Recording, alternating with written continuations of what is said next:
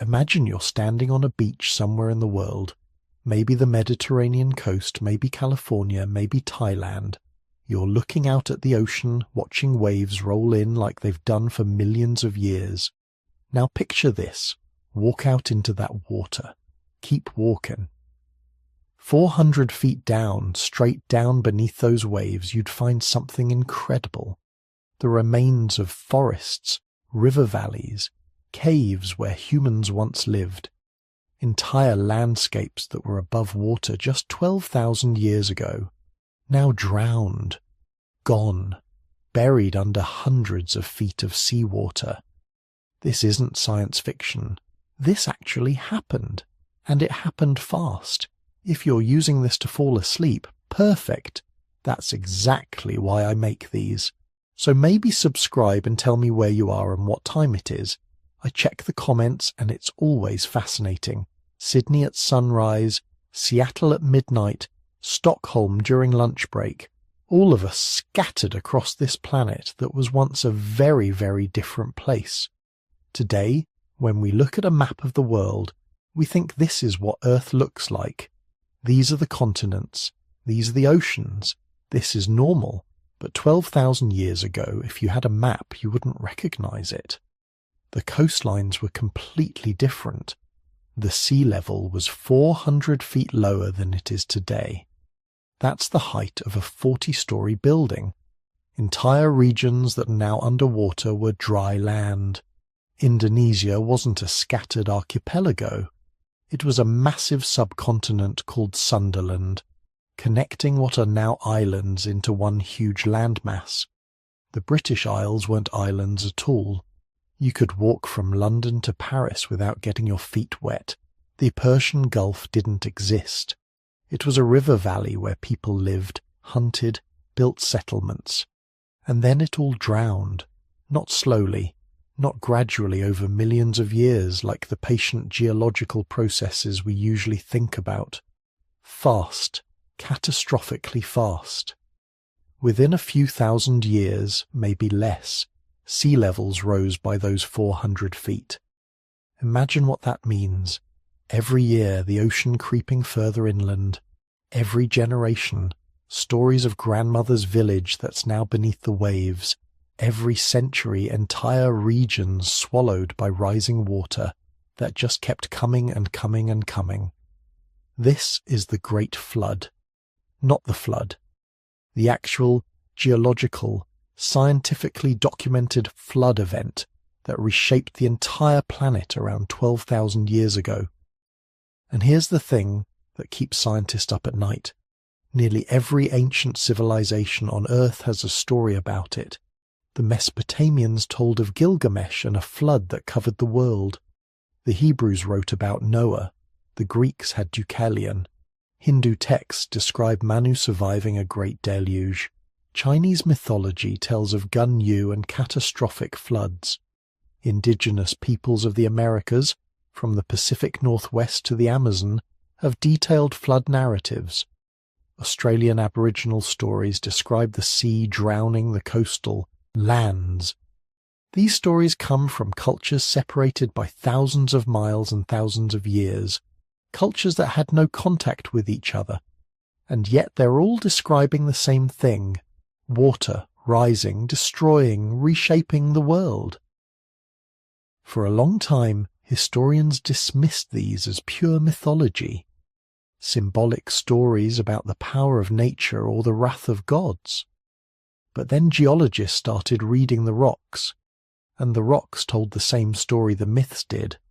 Something extraordinary happened around 12,000 years ago, something that ended the last ice age in a burst of melting ice and rising seas, something that may have wiped out megafauna across multiple continents, something that forced human populations to abandon coastal settlements and migrate inland or drown, something that might have destroyed civilizations we know nothing about, because all the evidence is now under hundreds of feet of seawater.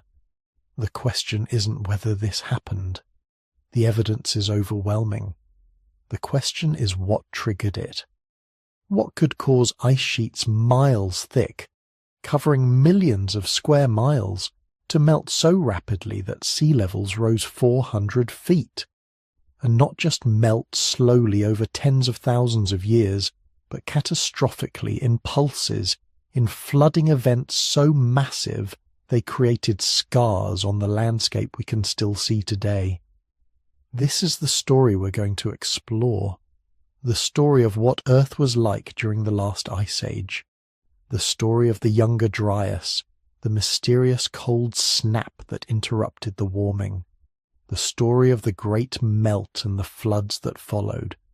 The story written in ancient myths, geological evidence, and the drowned landscapes that lie beneath our modern oceans.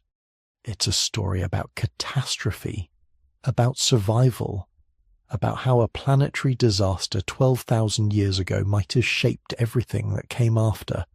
The rise of agriculture, the birth of civilization, the myths and memories that every culture carries about a time when the world drowned. And it's a story that's more relevant today than ever. Because we live on a planet with ice sheets, ice that could melt, sea levels that could rise, and billions of people living on coastlines that might not always be coastlines. But we're getting ahead of ourselves. First, we need to go back, way back, to understand what the world looked like before the flood, to see the Ice Age Earth as our ancestors saw it, frozen, harsh, and about to change forever. Let's travel back 20,000 years, not in a time machine, but in your imagination. Close your eyes for a moment and try to picture Earth during the last glacial maximum, the absolute peak of the most recent ice age. What do you see? If you're imagining a slightly colder version of today's world with some extra snow, you're not even close. The planet 20,000 years ago was almost unrecognizable compared to the world you know. This wasn't just winter that lasted a little longer. This was a fundamentally different Earth, a world where ice had conquered entire continents and held them in a frozen grip that had lasted for thousands of years. Start with North America. Today, you can drive from New York to Chicago without seeing anything more threatening than a snowstorm. Back then, that entire route would have been buried under ice. Not a few feet of ice, not even a few dozen feet. We're talking about ice sheets over 2 miles thick in places. 2 miles. Imagine stacking 7 Empire State Buildings on top of each other, and you're still not at the top of the ice. This wasn't a glacier you could walk around. This was the Laurentide ice sheet, a continent-sized mass of ice that covered everything from the Arctic Ocean down to where New York City stands today. It extended west past the Great Lakes, covering nearly all of Canada and much of the northern United States. The weight of all that ice was so immense it actually pressed the Earth's crust down, deforming the solid rock beneath like pushing your thumb into clay. Europe wasn't any better. The Scandinavian ice sheet covered all of Norway, Sweden, Finland, and extended south into Germany and east into Russia. Britain and Ireland were buried under the British-Irish ice sheet. If you wanted to visit London 20,000 years ago, you'd need to dig through a mile of ice first. Good luck with that. Asia had its own ice sheets covering Siberia. South America's southern regions were glaciated. Even mountain ranges near the equator that are green and temperate today were capped with massive glaciers that extended thousands of feet lower than modern ice fields. But here's what's really mind-blowing. All that ice had to come from somewhere. Water doesn't just materialize out of nothing. Every drop of moisture locked up in those continental ice sheets had been pulled from the oceans through tens of thousands of years of snowfall that never melted. Year after year, century after century, millennium after millennium, water evaporated from the seas, fell as snow on the ice sheets, and stayed there, frozen, locked away, removed from the water cycle. The numbers are almost incomprehensible. At the peak of the last glacial maximum, about 50 million cubic miles of water was trapped in ice. That's roughly 50 times the volume of all the Great Lakes combined. To put it another way, if you could somehow melt all of today's remaining ice sheets and glaciers, global sea levels would rise about 230 feet. During the Ice Age, sea levels were 400 feet lower than they are today. 400 feet. Think about what that means. The ocean shorelines weren't just a bit farther out, they were fundamentally different. Entire sections of continental shelf that are underwater today were dry land, habitable territory where people lived, hunted, built communities, and created cultures that are now lost beneath hundreds of feet of seawater. The North Sea, that body of water between Britain and Europe, didn't exist. It was a vast plain called Doggerland, a rich lowland ecosystem with rivers, forests and grasslands. Britain wasn't an island. You could walk from London to Paris without getting your feet wet. The English Channel was a river valley. Archaeological evidence suggests it was one of the largest river systems in Europe, fed by the Thames and the Rhine as they flowed north across the exposed plain before finally reaching the Atlantic far beyond where the modern coastline stands. In Southeast Asia, the entire region looked completely different. The islands of Indonesia, Malaysia, and the Philippines weren't separated by deep ocean channels. They were connected by the Sunda Shelf, a massive landmass that extended hundreds of miles beyond modern coastlines. You could walk from Malaysia to Borneo, from Sumatra to Java. The South China Sea was largely dry land. The same pattern repeated around the world. The Persian Gulf didn't exist as a body of water, it was a river valley. The coastlines of Africa, Australia, and the Americas extended miles, sometimes dozens of miles, beyond their present positions. And all of that exposed land, all of those now submerged territories, they weren't barren desert. They were some of the most productive, resource-rich environments on the planet. Think about it from an ecological perspective. Continental shelves are shallow regions where nutrients concentrate. Even today, when they're underwater, they're incredibly productive marine ecosystems. When they were exposed during the Ice Age, they would have been even richer. River valleys cutting through the plains would have created diverse habitats. Coastal forests would have thrived in the moderate climates. Grasslands would have supported massive herds of animals. This was prime real estate, and humans were living there in large numbers. But we're getting ahead of ourselves. Let's talk about the land itself, the parts that weren't underwater or buried in ice. Because the Ice Age Earth wasn't just cold, it was connected in ways that seem impossible today. Between Siberia and Alaska, where the Bering Strait separates two continents with 55 miles of frigid ocean, there was no water at all. Beringia, a landmass over 1,000 miles wide, connected Asia and North America in a continuous grassland ecosystem.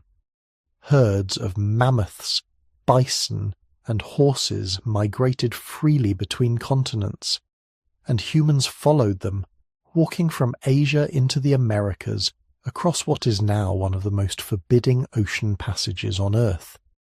These land bridges weren't rare exceptions, they were everywhere.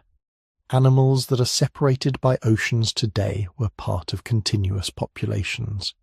Genetic evidence shows that species now isolated on different landmasses were freely interbreeding just 15,000 years ago.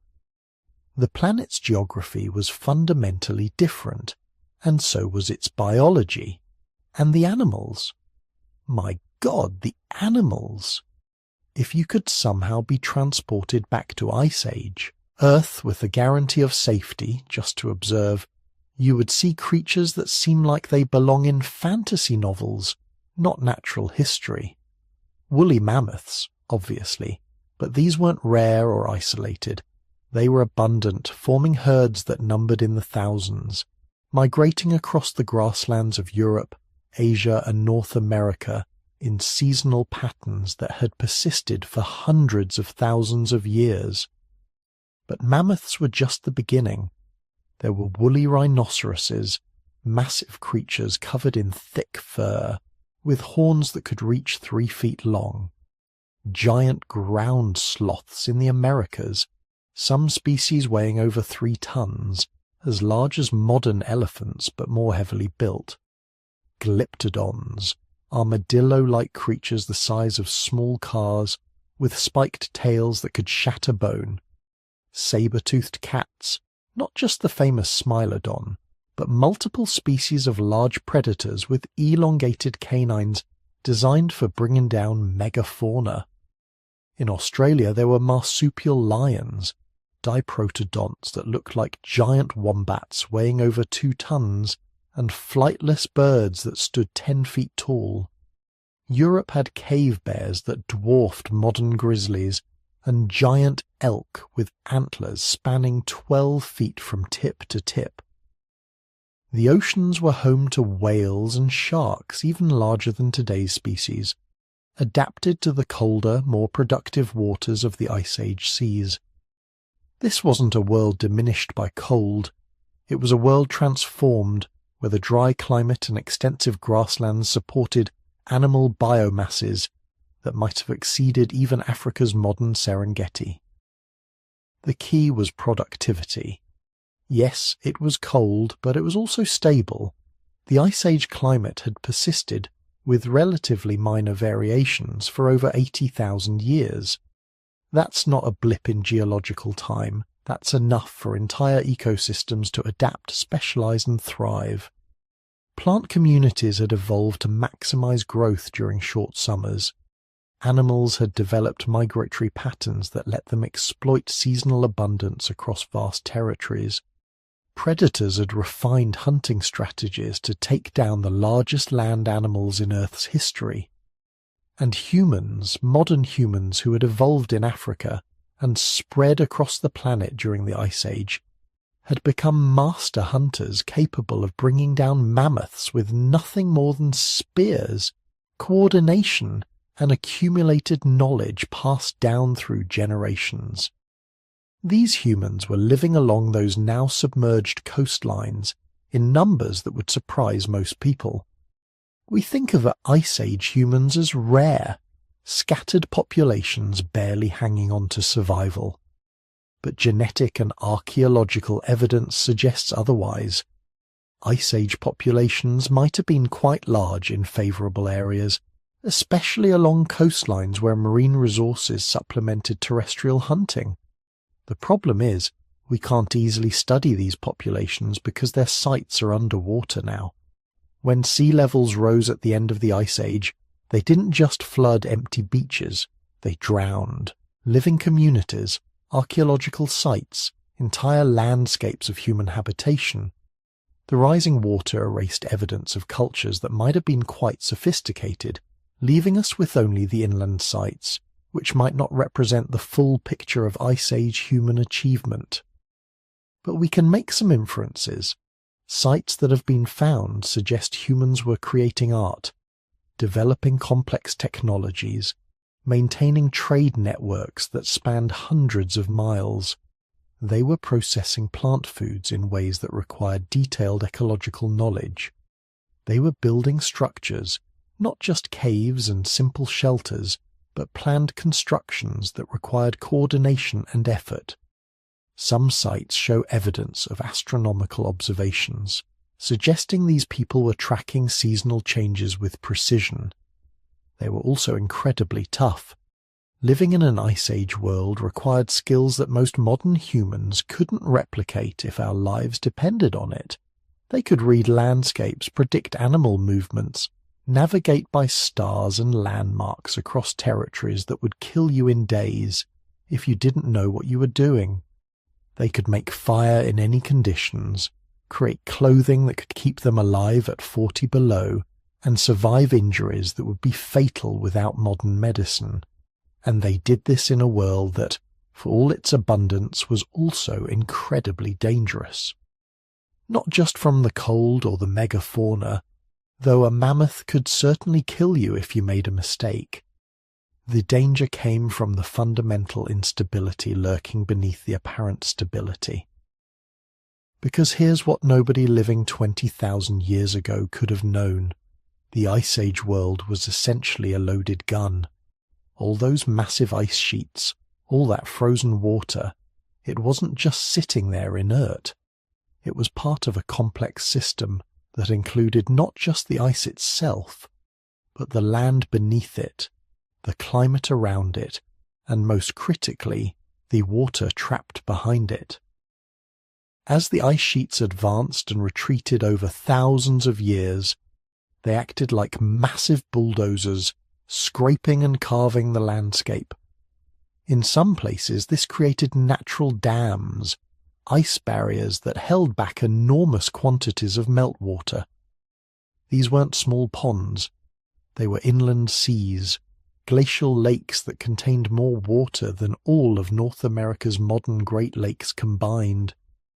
The largest was Glacial Lake Agassiz, located in what is now central Canada and the northern United States. At its maximum extent, it covered over 170,000 square miles and held more water than all of today's lakes combined. All of that water was held in place by ice dams, frozen barriers that were strong as long as they stayed cold, but potentially catastrophic if they melted. And there were other glacial lakes scattered around the ice sheet's margins. Glacial Lake Missoula in what is now Montana, Glacial Lake Columbia in British Columbia, dozens of smaller lakes across Europe and Asia. Each one was a reservoir of potential energy, millions of cubic miles of water held back by nothing more than ice and rock. The people living downstream from these ice dams had no idea they existed. How could they? The lakes were hundreds of miles away, beyond the ice, in regions no human had seen for thousands of years. The Ice Age world had been stable for so long that nobody could imagine it changing. The cold was just how the world was. The ice sheets were permanent features of the landscape, as unchanging as mountains. But change was coming. Subtle at first, barely noticeable over a human lifetime, but building inexorably toward a catastrophic transformation. The Earth's orbital cycles, those same Milankovitch variations that had triggered the Ice Age in the first place, were shifting again. Solar radiation reaching the northern hemisphere was gradually increasing. Summers were getting imperceptibly warmer. Ice that had been accumulating for 80,000 years was about to start melting. And when it did, when those ice dams finally failed, and those glacial lakes found their way to the sea, the stable Ice Age world was going to end in a catastrophe unlike anything humans had ever witnessed. The flood that would reshape the planet was coming, but nobody saw it coming. How could they? The world had been frozen for longer than human memory, longer than human legend.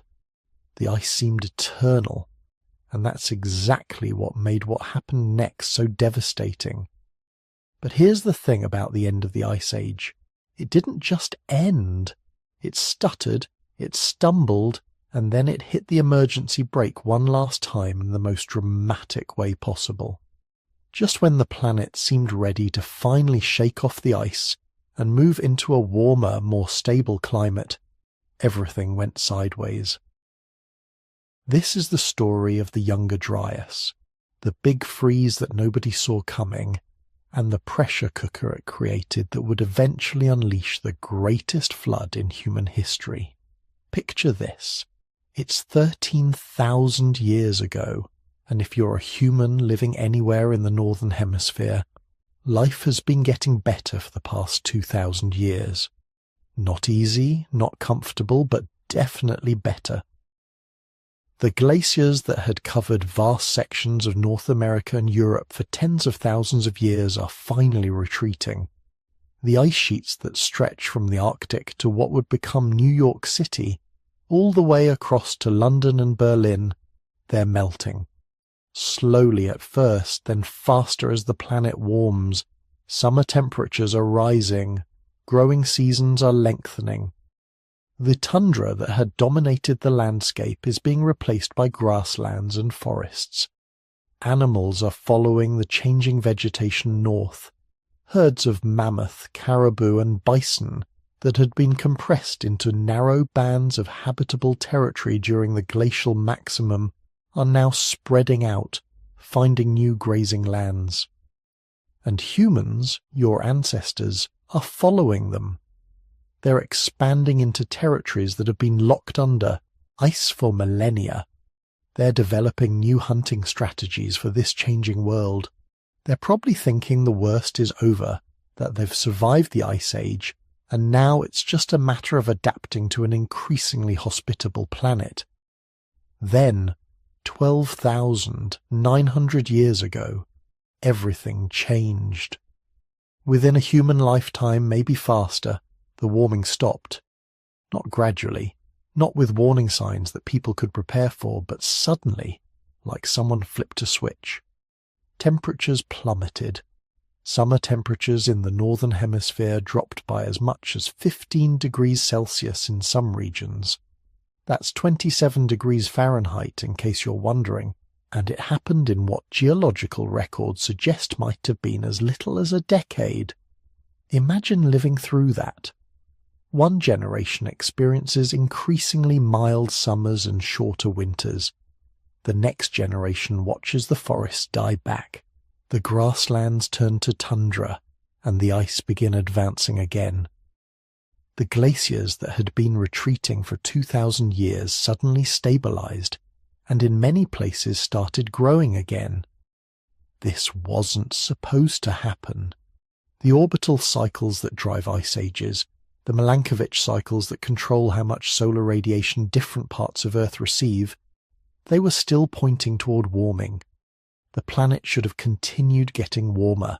Instead, it went into the freezer for what would turn out to be 1,300 years. Scientists call this period the Younger Dryas, named after a small Arctic flower called Dryas octopetala that suddenly appears in European pollen records from this time. This flower is a tundra specialist, a plant that thrives in the kind of cold, harsh conditions that have been disappearing from Europe for centuries. Its sudden reappearance in the geological record is like a message from the past. The cold came back, and it came back hard.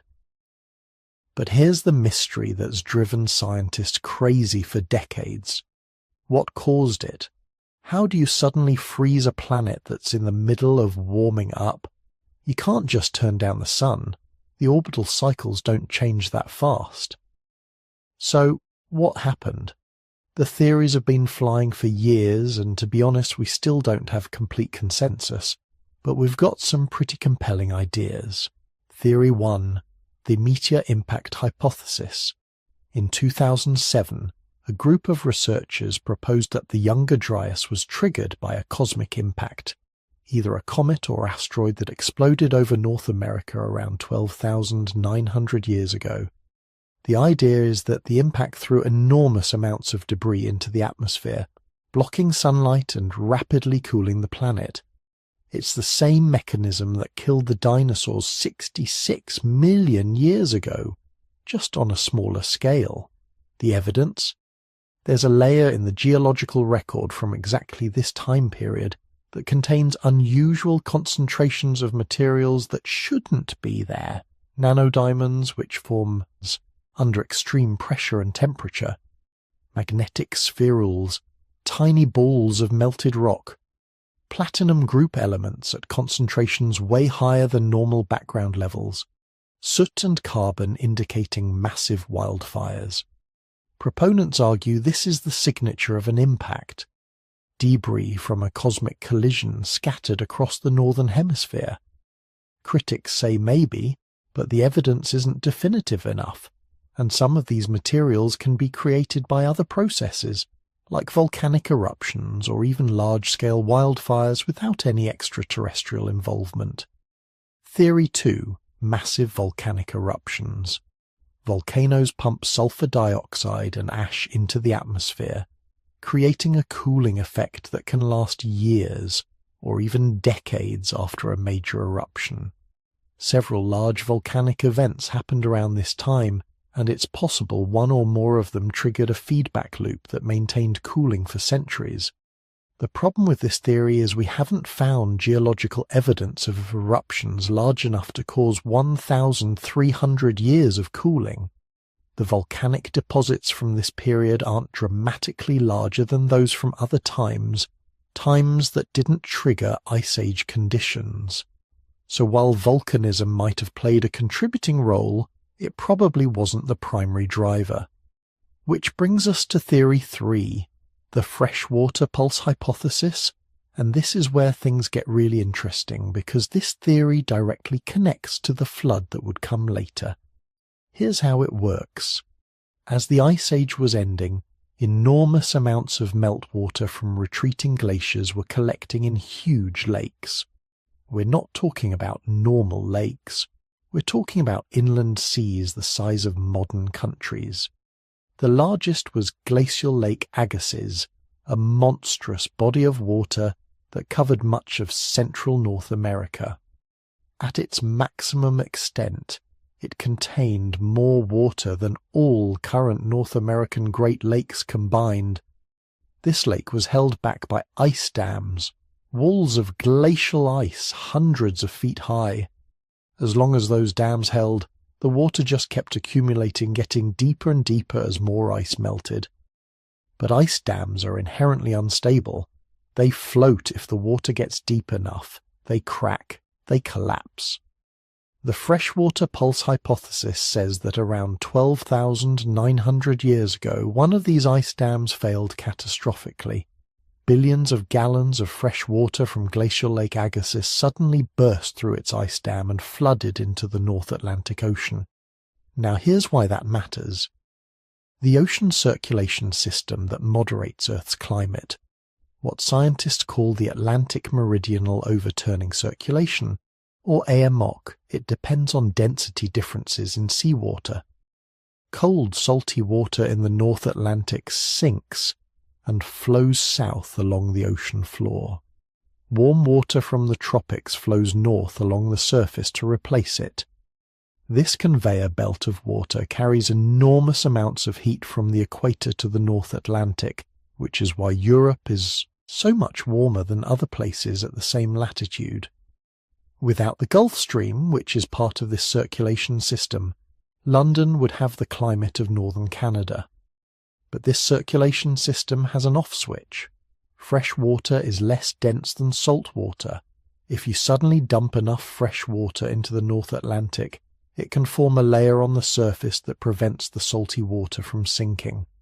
The conveyor belt stops, heat stops flowing north, and the entire northern hemisphere, especially the regions around the North Atlantic, suddenly gets much, much colder. The geological evidence strongly supports this scenario. There are layers in North Atlantic sediment cores from exactly this time period that show a sudden influx of fresh water. The isotopic signatures match glacial meltwater from North America. The timing lines up perfectly with the start of the Younger Dryas. Most climate scientists now think this freshwater pulse was the primary trigger, though meteor impact and volcanic activity might have played contributing roles. But whatever caused it, the effect was devastating for the humans living through it. Your ancestors, who had been adapting to a warming world, suddenly had to deal with Ice Age conditions returning. The animals they hunted began dying off or migrating away from regions that were once again becoming uninhabitable. The plants they gathered, which had been expanding their range northward, suddenly stopped growing in areas where they'd been reliable food sources for generations. This wasn't just inconvenient. This was an extinction-level event for some human populations. Groups that had specialized in hunting large Ice Age mammals, the mammoth hunters who had developed sophisticated strategies for taking down these enormous animals, they were suddenly facing prey populations that were under massive stress. Starvation was a real threat. Archaeological evidence from this period shows declining human populations in many regions, abandoned settlement sites, and signs of nutritional stress in human remains that do survive. But here's what makes the Younger Dryas particularly important for our story. It didn't just make things cold again. It reset the entire melting process. All that ice that had been melting for 2,000 years, it stopped melting. The glaciers stabilized. In some places they began advancing again, though not to their previous maximum extent, and the ice dams that had been weakening as temperatures warmed, they got a reprieve. They stabilized too, reinforced by new ice and colder temperatures. This created what would turn out to be a massive pressure cooker effect. Because even though surface temperatures dropped, the underlying warming trend driven by Earth's orbital cycles was still there. The planet was still receiving more solar radiation than during the glacial maximum. Ice was still melting, just more slowly, and that meltwater had to go somewhere. With the North Atlantic circulation shut down, and temperatures hovering just above glacial maximum levels, the meltwater couldn't drain away as fast as it might have otherwise. So it accumulated. Glacial lakes that had been draining slowly began filling up again. Ice dams that had been on the verge of failure got stronger, able to hold back even more water. The ice sheets themselves became increasingly unstable. They weren't growing thicker everywhere like during the glacial maximum. Instead, they were maintaining massive volumes of ice that was increasingly saturated with meltwater at the bottom, where pressure and friction create heat even in sub-freezing surface conditions. Think of it like this. You've got a dam holding back a reservoir. The dam develops cracks, starts leaking, the water level begins dropping, then suddenly you get a cold snap that freezes those cracks shut. The dam can hold again, but the water behind it keeps rising because streams are still flowing into the reservoir. Now the dam is holding back more water than ever, and it's still damaged from the previous leaking. It's stronger than it was when it was about to fail, but it's under more pressure than it's ever been designed to withstand. That's what the Younger Dryas did to the glacial system. It created a temporary reprieve that allowed ice structures to stabilize while water and energy continued building up behind them. For 1,300 years, this pressure kept building. Glacial Lake Agassiz, which had partially drained during the initial warming period, filled back up to unprecedented levels. Other glacial lakes across North America and Europe did the same. The ice sheets covering Greenland, northern Canada, and Scandinavia maintained enormous volumes of ice while their bases became increasingly unstable. Meltwater channels carved deeper and deeper into the ice from below, and humans living near these glacial features had no idea they were living next to the largest time bombs in natural history. Then, around 11,600 years ago, everything changed again. The reasons are still debated, but the most likely explanation is that the freshwater pulse that had shut down the Atlantic circulation finally dispersed. Either it mixed with salt water enough to restore density gradients, or it spread out enough that salty water could sink again in other regions. Whatever the specific mechanism, the amok turned back on. Heat began flowing north again, and temperatures rose even faster than they dropped 1,300 years earlier. Some geological records suggest the warming at the end of the Younger Dryas happened in less than a decade. 1 year you're dealing with Ice Age conditions. 10 years later you're living in what's essentially a modern climate. The speed of this transition is almost incomprehensible. The glaciers that had been stable for over a millennium suddenly found themselves in a world where summer temperatures were 10, 15, even 20 degrees warmer than they'd been for centuries. And remember all that stored water, all those ice dams that had been holding back inland seas for 1,300 years, all the meltwater channels carved into the bases of ice sheets, all the pressure that had been building while the climate was locked in its cold snap. It all let go at once. The ice dams that had been reinforced during the Younger Dryas were still structurally compromised from the warming period before. They'd been patched, not rebuilt. Now they were facing warmer temperatures than ever, while holding back more water than they were originally designed to contain. The result was catastrophic. Within years, maybe even months after the Younger Dryas ended, ice dams across the northern hemisphere began failing, not one at a time, but in cascades. One dam fails, the water behind it surges out and undermines or overwhelms the next dam downstream. That dam fails, releasing even more water. Each failure makes the next one more likely. Glacial Lake Agassiz, which had been filling for 1,300 years, suddenly had no ice dam holding it back. Billions of gallons of water began flowing toward the sea. But this wasn't a gradual release. This was a flood that would make biblical deluge look like a spring shower. And it wasn't just North America. Similar processes were happening in Europe, Asia, anywhere you had glacial ice interacting with accumulated meltwater. The Younger Dryas had set the stage. Now the curtain was about to rise on the greatest flood in human history. Everything that happened next, the stories that would become flood myths across dozens of cultures, the geological scars that would puzzle scientists for centuries, the transformation of human civilization from scattered hunter-gatherer bands into settled agricultural societies, all of it traces back to this moment when the big freeze finally ended and the ice walls broke. Then it happened, the moment that would reshape continents and end the Ice Age forever.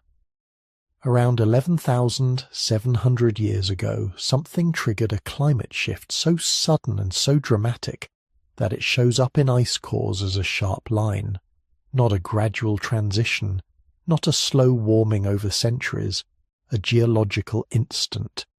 Within just a few decades, maybe even a few years, global temperature shot up by 10 to 15 degrees Fahrenheit in some regions. The Younger Dryas, that final cold snap that had gripped the northern hemisphere for over 1,000 years, simply ended. Like someone flipped a switch and the freezer turned off. Scientists still debate exactly what triggered this abrupt warming. Some think changes in ocean circulation patterns suddenly kicked the climate system into a new state. Others point to shifts in atmospheric circulation or variations in solar radiation. There's even a controversial theory involving a comet impact that destabilized the ice sheets. But whatever the trigger, the effect was catastrophic, because the warming didn't just melt ice gradually. It destroyed the structural integrity of ice dams that had been holding back entire inland seas. Picture this. For thousands of years, massive ice sheets up to 2 miles thick had been damming rivers across North America. These weren't normal rivers. These were continent draining systems fed by melting glaciers. And behind the ice dams, water had been accumulating for millennia. Glacial Lake Agassiz alone, trapped behind ice walls in what's now Manitoba and Ontario, contained more water than all the modern Great Lakes combined. Some estimates put its volume at over 440,000 cubic miles of fresh water. That's enough water to submerge the entire United States under 3 feet of liquid. The ice dams holding this water back were hundreds of feet thick. Massive structures that had seemed permanent, eternal, as unchangeable as mountains. But ice has a weakness. It melts. And when the sudden warming hit, those ice dams began to fail. Not slowly, not gradually, catastrophically. Here's the thing about ice dam failures. They don't happen like you might imagine. It's not a gentle overflow where water starts trickling over the top and slowly erodes the dam away. It's structural collapse. Water is heavy. A cubic foot weighs about 62 pounds. When you've got hundreds of cubic miles of water pressing against an ice dam, that's unimaginable pressure. Millions of tons per square foot. As the warming progressed, the ice began to soften. Cracks formed. Water started seeping through weak points, creating channels that widened as warmer water flowed through them, melting the ice from within.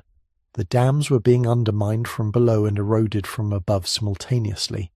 Then one day, somewhere along the southern edge of glacial Lake Agassiz, a section of ice dam failed. Maybe it started with a crack, a sudden shift as warming weakened a critical support structure. Maybe it was a collapse of the underlying sediment that the ice had been anchored to.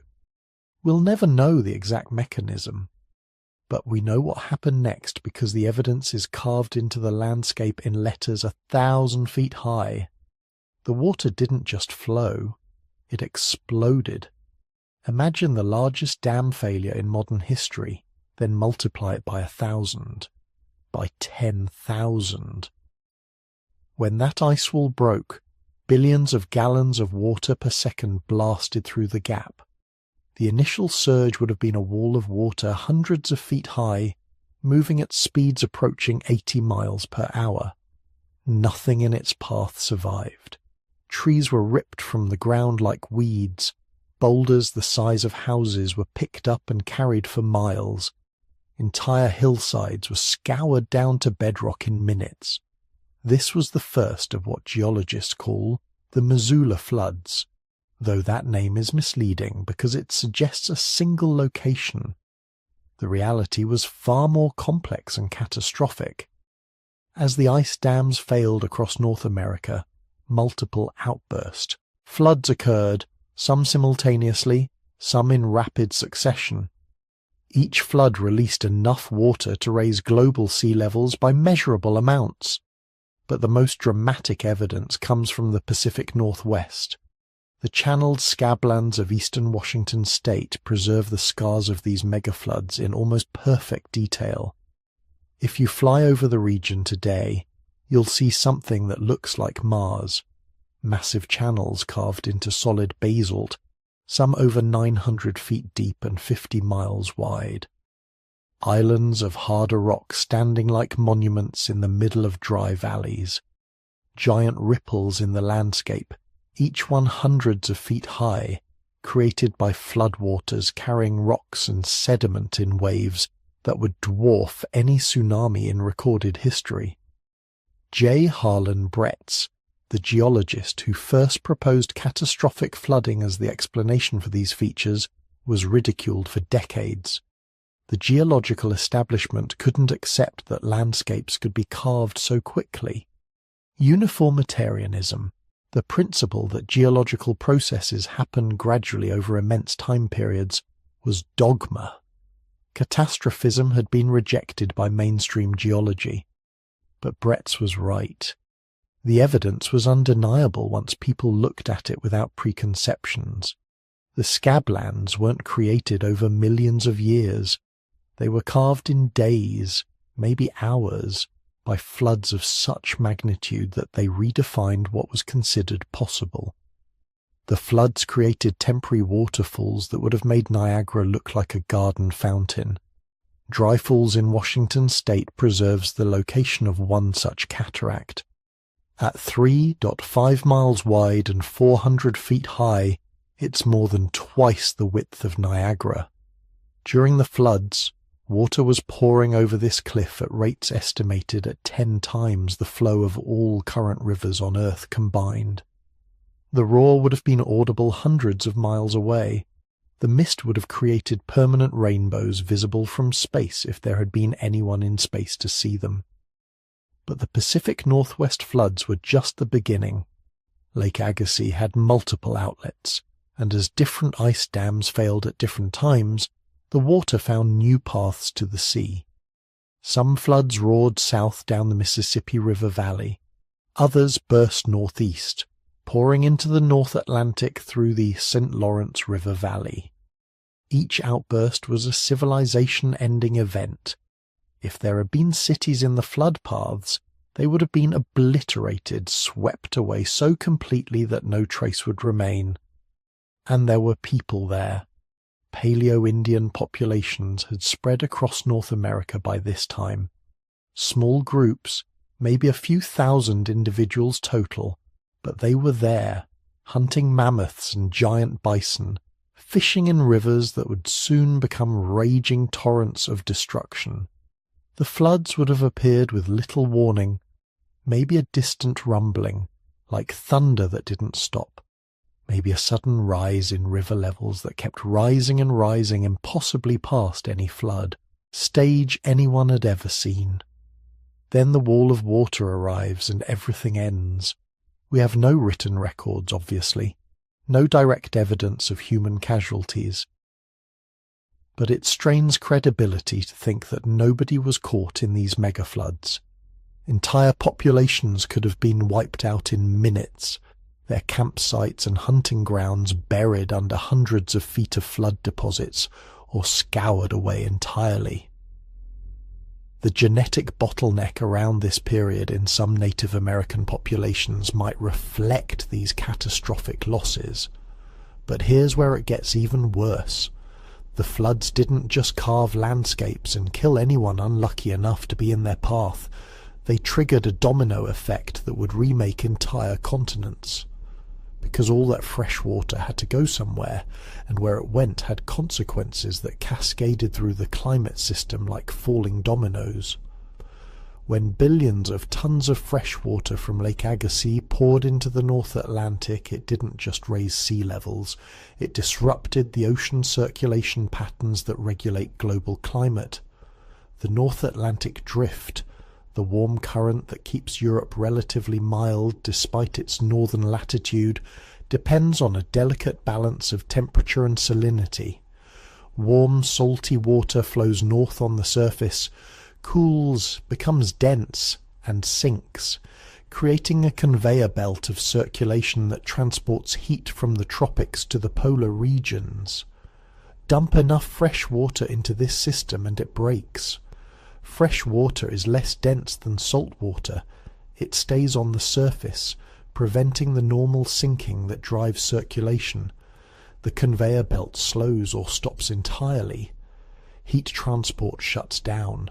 And suddenly, Europe, which should be frozen tundra given its latitude, loses the warming influence that makes it habitable. Some scientists think this disruption of ocean circulation is what triggered the Younger Dryas in the first place, an earlier episode of ice dam failure that sent enough meltwater into the North Atlantic to shut down the circulation system, plunging the Northern Hemisphere back into near Ice Age conditions. Then, when the ice sheets finally collapse for good 11,700 years ago, the massive influx of fresh water triggered another circulation crisis. But this time the warming momentum was too strong to reverse. Meanwhile, in Eurasia, similar dramas were playing out. The Fennoscandian ice sheet, covering what's now Scandinavia and much of northern Europe, was disintegrating. Ice dams holding back glacial lakes in Russia and Siberia were failing. Each failure sent new pulses of meltwater cascading into the Arctic Ocean and the North Atlantic. The Baltic Sea basin, which had been an ice-covered depression, transformed into a freshwater lake, then a brackish sea as rising ocean waters broke through the Danish Straits. The speed of these changes is hard to comprehend. We're talking about landscape transformations that would normally take tens of thousands of years happening, in decades. Coastlines that had been stable for millennia were suddenly submerged under rising seas. River valleys that had been dry highlands became drowned estuaries. Islands appeared and disappeared as water levels fluctuated wildly. And it wasn't just one pulse of meltwater. The geological evidence shows multiple episodes of catastrophic flooding over a period of several thousand years. As temperatures rose, ice sheets that had seemed stable would suddenly collapse, releasing new floods. Lake Agassiz itself drained and refilled multiple times as different ice dams failed and reformed. Each drainage event was a potential civilization killer. Each refilling period gave the false impression of stability before the next catastrophe. The largest single drainage event recorded in sediment cores from the North Atlantic and Hudson Bay seems to have occurred around 8,470 years ago. In possibly a single year, maybe even a single season, Lake Agassiz catastrophically drained through Hudson Bay into the North Atlantic. The estimated volume, over 40,000 cubic miles of water, enough to raise global sea levels by more than 3 feet almost overnight. The flood carved channels through bedrock that are still visible today. It redistributed sediment over thousands of square miles. It created the modern geography of Hudson Bay. But perhaps the most haunting evidence of these megafloods comes from underwater archaeology in the Pacific Northwest. At the bottom of Puget Sound and along the drowned coastlines of British Columbia, researchers have found trees still rooted in their original growth positions, preserved in the cold, oxygen-poor water. These aren't fossil trees, they're actual wood, still intact after 12,000 years, and they're in growth positions that show they were living trees that were suddenly and catastrophically drowned when sea levels rose too fast for the trees to adjust. Carbon dating of these submerged forests gives us precise dates for the flooding events. Rings in the waterlogged wood tell us exactly when the trees stopped growing, down to the season and sometimes the month. This forensic precision reveals a pattern of rapid sea level rise, punctuated by even more rapid pulses associated with ice dam failures. The floods weren't steady. They came in waves, each wave raising sea levels by feet or even tens of feet in single events. Think about what that means for anyone living on the coast. You're a fisher, part of a community that's been occupying the same beach for generations. Your ancestors' graves are up on the bluff. Your boat is pulled up on familiar sand. The tide comes in and goes out with comforting regularity. Then, one day, the tide comes in and doesn't go out. The next day it rises further. Within a week your village is underwater. Within a month your entire territory has become seafloor. The landscape of your entire world has been erased, drowned, transformed into an alien environment where nothing is familiar anymore. This wasn't just happening in one place, it was global. As ice sheets collapsed across North America, Scandinavia and Siberia, as mountain glaciers disintegrated from the Alps to the Andes, as the Antarctic ice shelves broke apart and slid into the Southern Ocean, sea levels rose worldwide. Coastlines that had been exposed during the Ice Age, when so much water was locked up in ice that sea levels were 400 feet lower than today, these coastlines disappeared beneath the waves. The Bering Land Bridge connecting Asia and North America flooded, cutting off migration routes that humans had used for thousands of years. The English Channel opened, separating Britain from continental Europe. The Persian Gulf filled with water, transforming a river valley into a sea.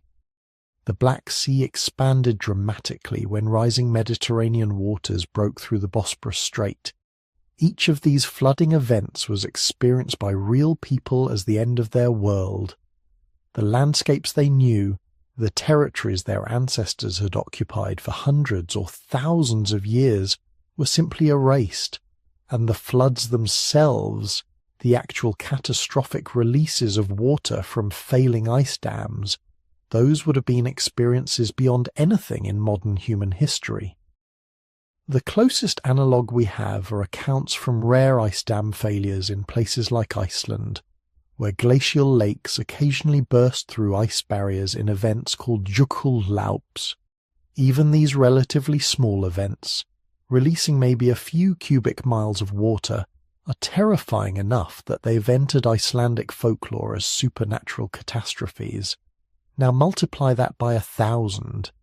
Imagine not millions, but billions of tons of water exploding from behind ice walls, carving new valleys, creating temporary seas, reshaping entire regions in hours or days.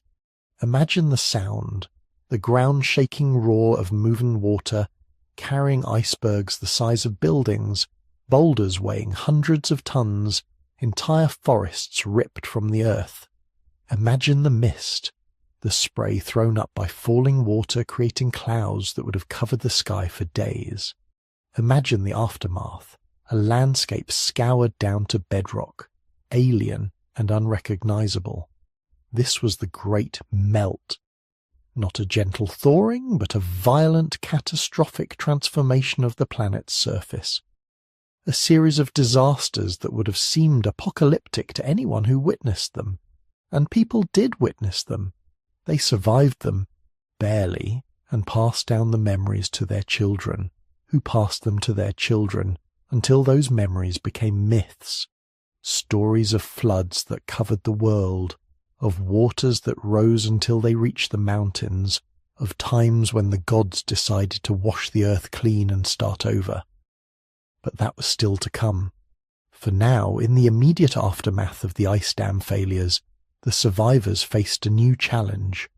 Because all that meltwater didn't just carve valleys and create floods, it raised the oceans, and when the oceans rose, an entire world drowned beneath the waves. But here's what nobody tells you about the end of an ice age. It doesn't happen all at once. There's no single moment when everything changes. Instead, it's a slow-motion catastrophe that unfolds over thousands of years, generation after generation watching the world they know gradually disappear beneath the waves. 400 feet. That's how much the oceans rose between roughly 15,000 and 7,000 years ago. 400 feet of vertical sea level change. To put that in perspective, that's taller than a 30-story building. Imagine standing on a beach and knowing that within a few thousand years, everything for miles inland, perhaps hundreds of miles, will be underwater. Now, 400 feet spread across 8,000 years might not sound dramatic. That's what? About 6 inches per decade? Your grandparents wouldn't notice much change in their lifetime. Maybe the high tide line moves a bit. Maybe that peninsula becomes an island. Nothing catastrophic, right? Wrong. Because sea level rise doesn't happen evenly. It comes in pulses. Sometimes the water advances slowly for centuries, then suddenly something breaks. An ice dam fails. A glacial lake the size of a small sea drains in a matter of weeks. The ocean surges forward, swallowing coastlines that have been stable for generations. Then it stabilizes again for a while before the next pulse. And here's the thing that makes this truly terrifying. During the Ice Age, when sea levels were 400 feet lower, the world map looked completely different from what we know today. All that water locked up in ice sheets meant vast areas of continental shelf were exposed. Not just narrow strips of beach, but entire landscapes, river valleys, forests, grasslands, some of the most productive territories on Earth. And that's exactly where humans lived. Because of course they did. Evolution doesn't make stupid choices. The coastal zones were paradise compared to the continental interiors. Milder temperatures moderated by the ocean, access to both marine and terrestrial food sources, rivers that provided fresh water and transportation routes, natural harbours that offered protection from storms. These weren't marginal territories. These were the prime real estate of the Ice Age world. Archaeological evidence suggests that many of the most sophisticated human cultures of the late Ice Age were coastal peoples. They had developed maritime technologies, sophisticated fishing techniques, probably some of the first systematic seafaring and boat building. They were exploiting a three-dimensional environment, land, sea, and the productive zone where the two met. Population densities in these coastal zones might have been much higher than in the continental interiors, and all of it was about to drown. Let's start with one of the most dramatic examples, the Black Sea. Today it's connected to the Mediterranean through the narrow Bosporus Strait. But during the ice below that the Bosporus was dry land. The Black Sea was actually a giant freshwater lake, fed by rivers draining the steppes and forests of Eastern Europe and Western Asia. Its surface sat about 400 feet lower than the Mediterranean. Around the margins of this freshwater lake, human populations had settled. The shores were rich with resources, freshwater fish, waterfowl, forests full of game, fertile river valleys perfect for early agriculture. For thousands of years after the ice began retreating, these communities thrived. The lake level fluctuated with rainfall and runoff, but it remained stable, a closed basin with no connection to the rising oceans beyond, until around 7,600 years ago. That's when the Mediterranean, swollen with meltwater from collapsing ice sheets, finally reached a critical threshold. The water level rose high enough to begin spilling over the Bosporus land bridge. At first it might have been a trickle, a small stream flowing from the Mediterranean into the Black Sea basin. But erosion works fast when you have the entire Mediterranean Sea pushing behind it. Within years, maybe even months, that trickle became a torrent. Geological evidence suggests water was pouring through the Bosporus at a rate 200 times greater than Niagara Falls. 200 times! The roar of that much water would have been audible for hundreds of miles. The spray would have created permanent rainbows in the sunlight and persistent fog at night. The Black Sea basin was filling at a rate of about 6 inches per day. That might not sound like much, but think about what it means for the people living on those shores. You go to sleep, and when you wake up, the waterline has moved inland by several feet, every day, without stopping, for months. This wasn't a flood that came and went. This was the permanent drowning of an entire world. Villages that had stood for generations vanished beneath the advancing waves. Forests drowned. River valleys became bays. Within a year, the entire character of the Black Sea had transformed from a freshwater lake to a saltwater sea. Everything living in those waters died as the salt water mixed with fresh. Archaeological sites that might have told us about these coastal peoples are now under hundreds of feet of water, scattered across a drowned landscape we've barely begun to explore. Some researchers think this catastrophic flooding of the Black Sea is the origin of the biblical flood story. The timing works, the scale certainly matches, and populations fleeing from the expanding sea would have carried their memories with them, stories of a great flood that swallowed the world their ancestors knew. But the Black Sea wasn't unique. Similar dramas were playing out on coastlines all around the world. Consider Doggerland. Today, Britain is an island, separated from continental Europe by the English Channel and the North Sea. But during the Ice Age you could walk from England to Denmark. The entire southern North Sea was dry land. Not just a narrow land bridge, but a vast lowland plain covering an area about the size of modern Britain. Rolling hills, river valleys, marshlands, forests. An entire country that doesn't exist anymore, and people live there. Hundreds of fishing trawlers working the North Sea have pulled up archaeological remains.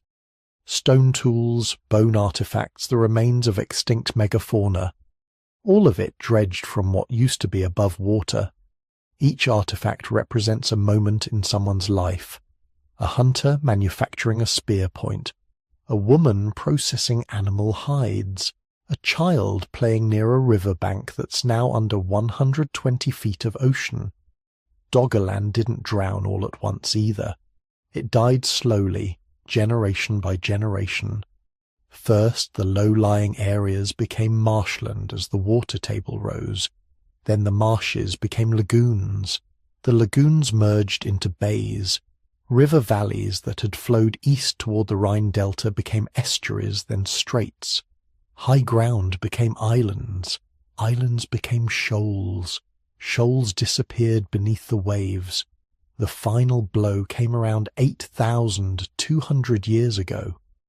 That's when a massive underwater landslide off the coast of Norway, probably triggered by earthquakes as the crust rebounded from the weight of melted ice, generated a tsunami that swept across what remained of Doggerland. The Storegga Slide, geologists call it. It displaced something like 800 cubic miles of seafloor sediment. The resulting wave was up to 80 feet high in some areas. Any communities still living on the remaining islands of Doggerland would have been annihilated. The archaeological record simply stops. Within a few more centuries, the last high points vanished and Britain became an island. The English Channel that had been a river valley became a sea strait. An entire nation, an entire culture gone beneath the waves, leaving almost nothing behind but a scatter of artifacts accidentally preserved in marine sediments. The same pattern repeated across the world. In Southeast Asia, the Sunda Shelf connected modern Indonesia, Malaysia, and parts of Indochina into a single landmass called Sunderland. It was enormous, adding something like 1.8 million square kilometers to the available land surface. That's an area bigger than Alaska, just gone. And it wasn't marginal territory. Tropical coastlines during the Ice Age would have been incredibly productive. Coral reefs, mangrove forests, rich river deltas, some of the highest biological diversity on the planet. The populations living here probably developed sophisticated maritime cultures thousands of years before their inland cousins. They would have had boats, fishing technologies, probably extensive trade networks connecting different islands and peninsulas. As sea levels rose, the Sunda Shelf fragmented. First it broke into large islands, then those islands subdivided. Communities that had been connected by land suddenly found themselves separated by expanding sea straits. Some adapted, developing better boats and longer-range seafaring capabilities.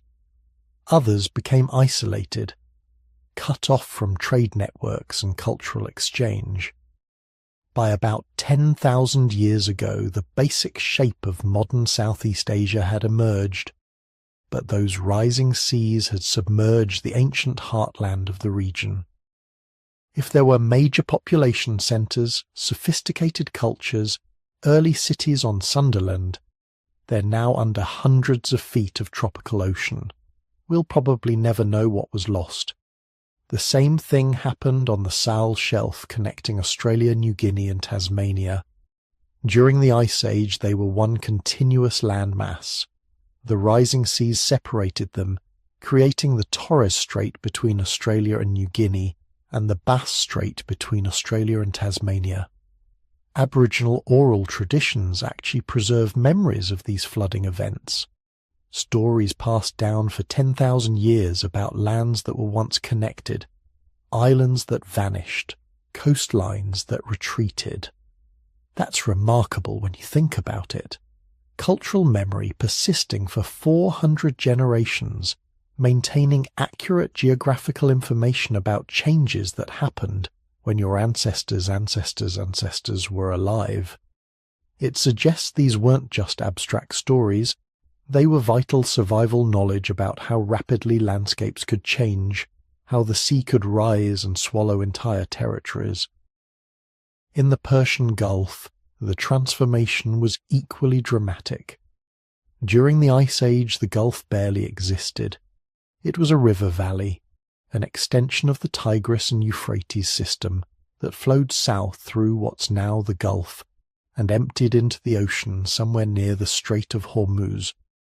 The valley floor was hundreds of miles long and probably quite fertile, fed by rivers draining the Zagros Mountains and the Arabian interior. Archaeological evidence is scarce because it's all underwater now, but some researchers think this river valley might have been one of the early centers of agriculture and animal domestication. The timing works. The environment would have been ideal. And the Sumerian flood myths, some of the oldest written stories in human history, describe a great deluge that destroyed the world before kingship descended from heaven. As sea levels rose, the lower Persian Gulf flooded relatively quickly. The gradient was gentle, which meant even small increases in sea level could flood vast areas. Within a few thousand years, that entire river valley had become a shallow sea. Any populations living there would have been pushed north and west into Mesopotamia, where they eventually developed what we recognize as the first civilizations: Sumerian, Akkadian, Babylonian. Were these civilizations built by climate refugees? People whose ancestors had been driven from drowned homelands, carrying with them advanced knowledge of agriculture, architecture, and social organization. It's impossible to prove, but the flood myths suggest they remembered something catastrophic about their origins. The creation of the English Channel tells a similar story on a smaller scale. Before it flooded, southern Britain was connected to France by a land bridge. The Thames and the Rhine were tributaries of the same river system, flowing into the Atlantic somewhere west of where the channel is now. Archaeological sites on both sides show similar cultures, the same tool technologies, probably the same language families. But as sea levels rose, this connection became tenuous. First, it narrowed to a thin isthmus. Then, probably around 6,500 years ago, catastrophic flooding broke through. There might have been a glacial lake ponded in the southern North Sea, held back by a chalk ridge connecting Dover to Calais.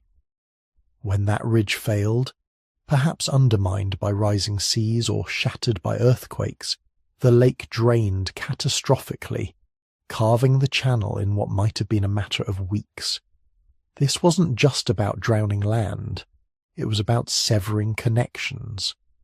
Populations that had been part of a single cultural network suddenly found themselves on opposite sides of a widening sea strait. The continental and British cultures began diverging immediately. Different evolutionary pressures, different environmental challenges, different solutions. Within a few thousand years, the separation would be obvious.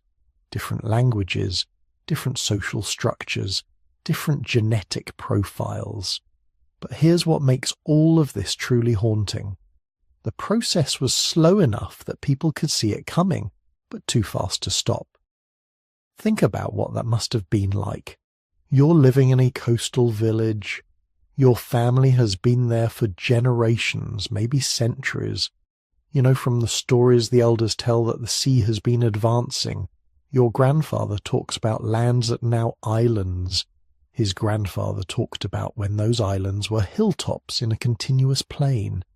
You can measure it yourself if you're observant. That marker stone your ancestors set up to record high tide. Every few years, high tide reaches a little farther inland.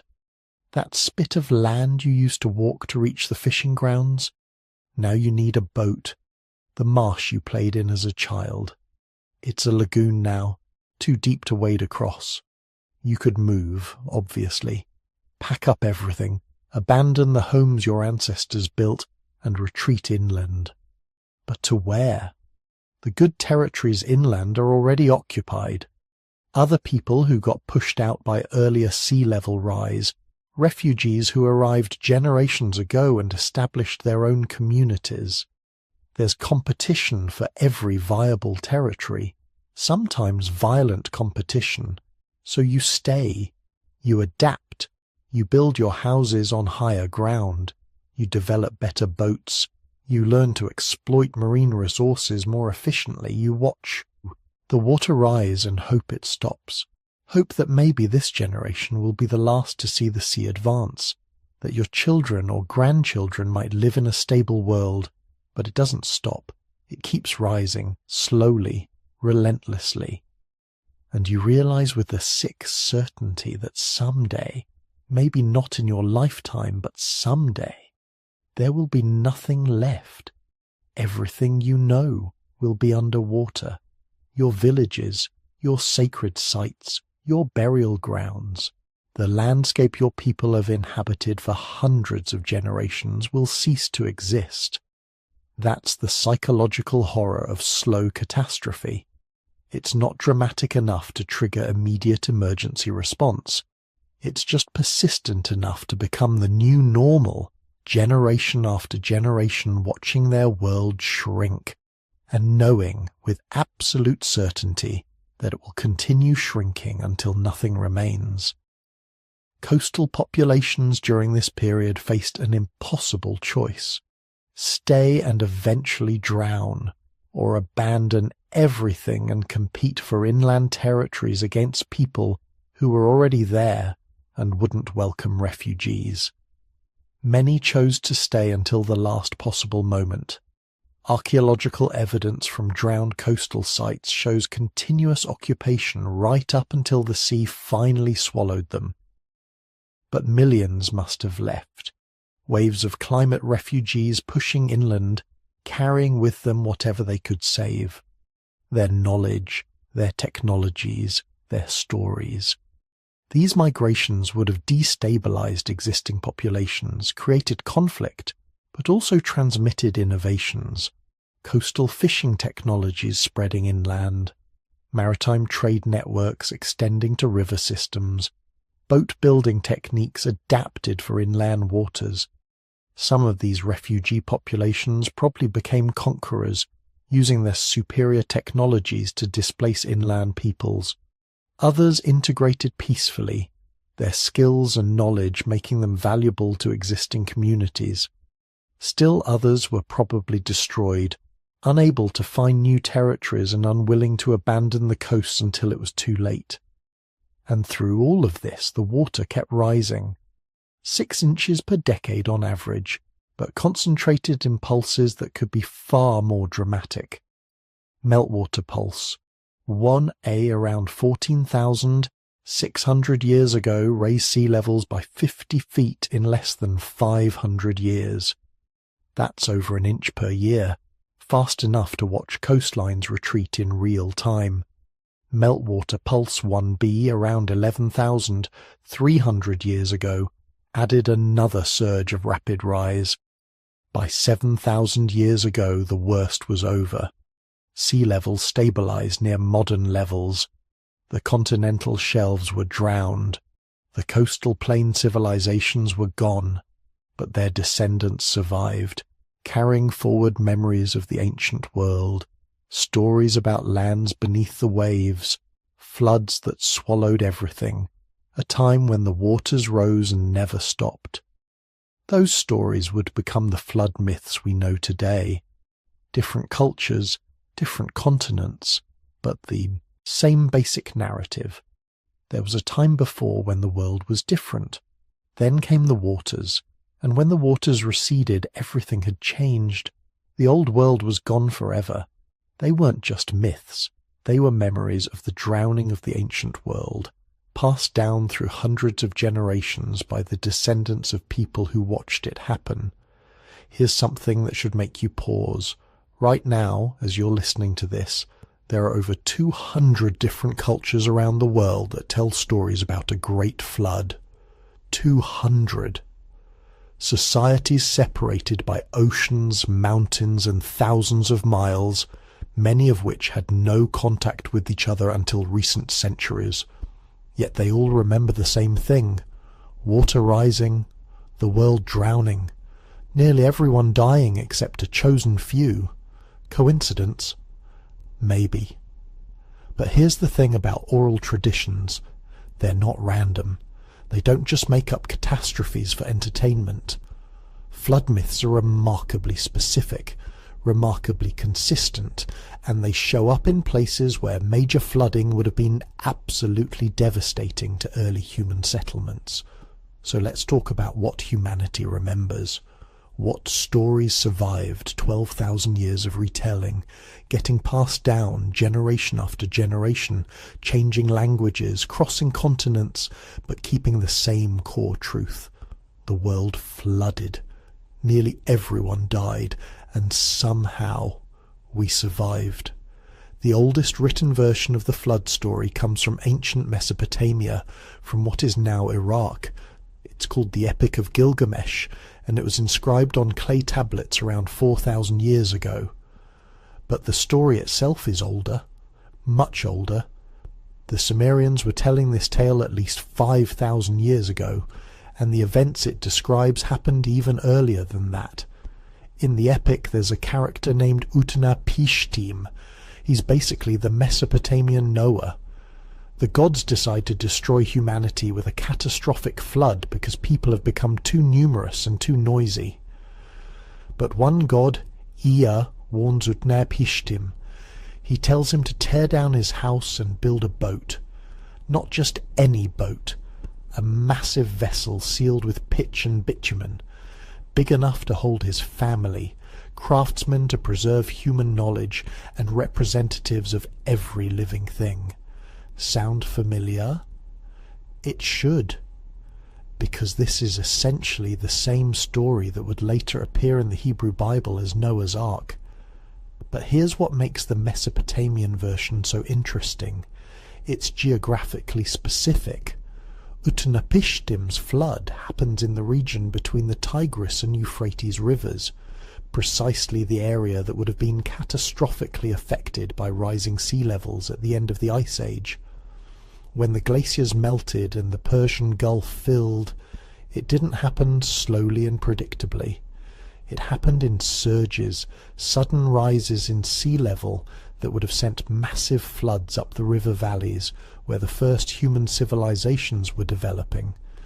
To people living in settlements along those rivers, it would have seemed like the entire world was drowning. The biblical version is more familiar to most people. Noah, the righteous man in a corrupt world. God decides to wipe out humanity, but gives Noah specific instructions. Build an ark. Make it 300 cubits long, 50 cubits wide, 30 cubits high. Seal it with pitch. Bring your family and breeding pairs of every animal. Then it rains for 40 days and 40 nights. The waters rise for 150 days. Everything dies except what's on the ark. Finally the waters recede. The ark lands on Mount Ararat. Noah sends out a dove that returns with an olive branch, proving dry land has emerged. God promises never to flood the world again. For thousands of years, people debated whether this was literal history or metaphor. But here's what's interesting. Take away the theological elements, the divine judgment and the covenant with God, and you're left with a remarkably accurate description of what would happen during a catastrophic flood event. Sustained rainfall, yes, but more importantly, rising waters that inundate everything. A period of maximum flooding that lasts for months, then gradual recession as the waters drain or evaporate, mountains emerging first as the water level drops, and finally the return of vegetation symbolized by that olive branch. This is exactly what we'd expect from rapid sea level rise at the end of the Ice Age. The rain might have been the original storyteller's attempt to explain where all the water came from. They didn't have the concept of glaciers or ice sheets. They just knew that water fell from the sky, so a world-ending amount of water must have come from incredibly massive rainfall. But here's where it gets really fascinating. The flood story isn't unique to the Middle East. Travel to India, and you find the Hindu story of Manu. In this version, Manu is a righteous king who saves a small fish from being eaten by a larger one. The fish grows enormous and warns Manu that a great deluge is coming. Manu builds a boat, and when the flood comes, the fish, now revealed as the god Vishnu, tows the boat to safety on a mountain peak. After the flood, Manu becomes the father of a new humanity. Different details, different gods, same basic story. Catastrophic flood. Divine warning. One man builds a boat. Nearly everything dies. Humanity gets a fresh start. Go to China, and you encounter the legend of Gun Yu. A massive flood threatens to destroy civilization.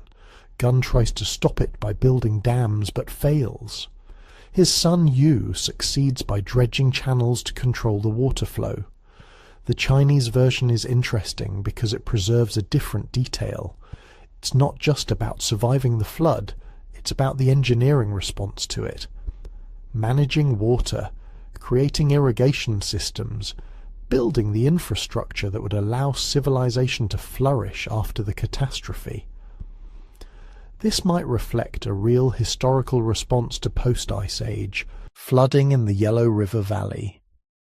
As waters rose and drainage patterns changed, early Chinese societies would have needed to develop sophisticated water management systems. The legend of Yu might be the cultural memory of that critical adaptation period. The Greeks had their version too. Zeus decides to destroy humanity because of their wickedness. He causes a catastrophic flood. Only Deucalion, son of Prometheus, and his wife Pyrrha survive by building a chest, a floating box, and climbing inside. They float for 9 days and nights until the waters recede, and they land on Mount Parnassus. They repopulate the earth by throwing stones over their shoulders that transform into people. Again, the core elements are there. Flood destroys the world. 2 survivors. Boat or floating vessel. Landing on a mountain. Repopulation of the earth. The details change based on Greek cultural beliefs about the gods and about how life could be created. But the framework is identical to stories from Mesopotamia, India and China. Cross the ocean to the Americas, and the pattern continues. The Ojibwe people of North America tell of a time when the world was covered in water. Wissakedjak, a trickster hero, is floating on a raft with various animals. He sends animals diving down to find Earth. Muskrat succeeds, bringing up a small amount of mud which Wissakedjak uses to recreate the land. The Aztecs believed the world had been destroyed and recreated multiple times. One of those destructions was by flood, a catastrophe that wiped out an entire world age before the current one began. South American tribes from the Andes to the Amazon have flood stories. The Mapuche people of Chile tell of a battle between 2 serpents that caused the sea to overflow, drowning nearly everyone. Survivors fled to high mountains. The Yanomami of the Amazon describe a great flood that forced ancestors to take refuge in caves in the highlands. What's remarkable isn't just that these stories exist, it's how specific they are about certain details. The water rises suddenly and catastrophically. It's not a predictable seasonal flood, it's an event unlike anything in living memory. Mountains or high ground become refuges. Water-based transportation, boats, rafts, floating vessels becomes essential for survival. A small number of people survive to restart humanity. And critically, this event marks a before and after in human history. The old world is destroyed, a new world begins. These are not the characteristics of mythological stories created for moral instruction.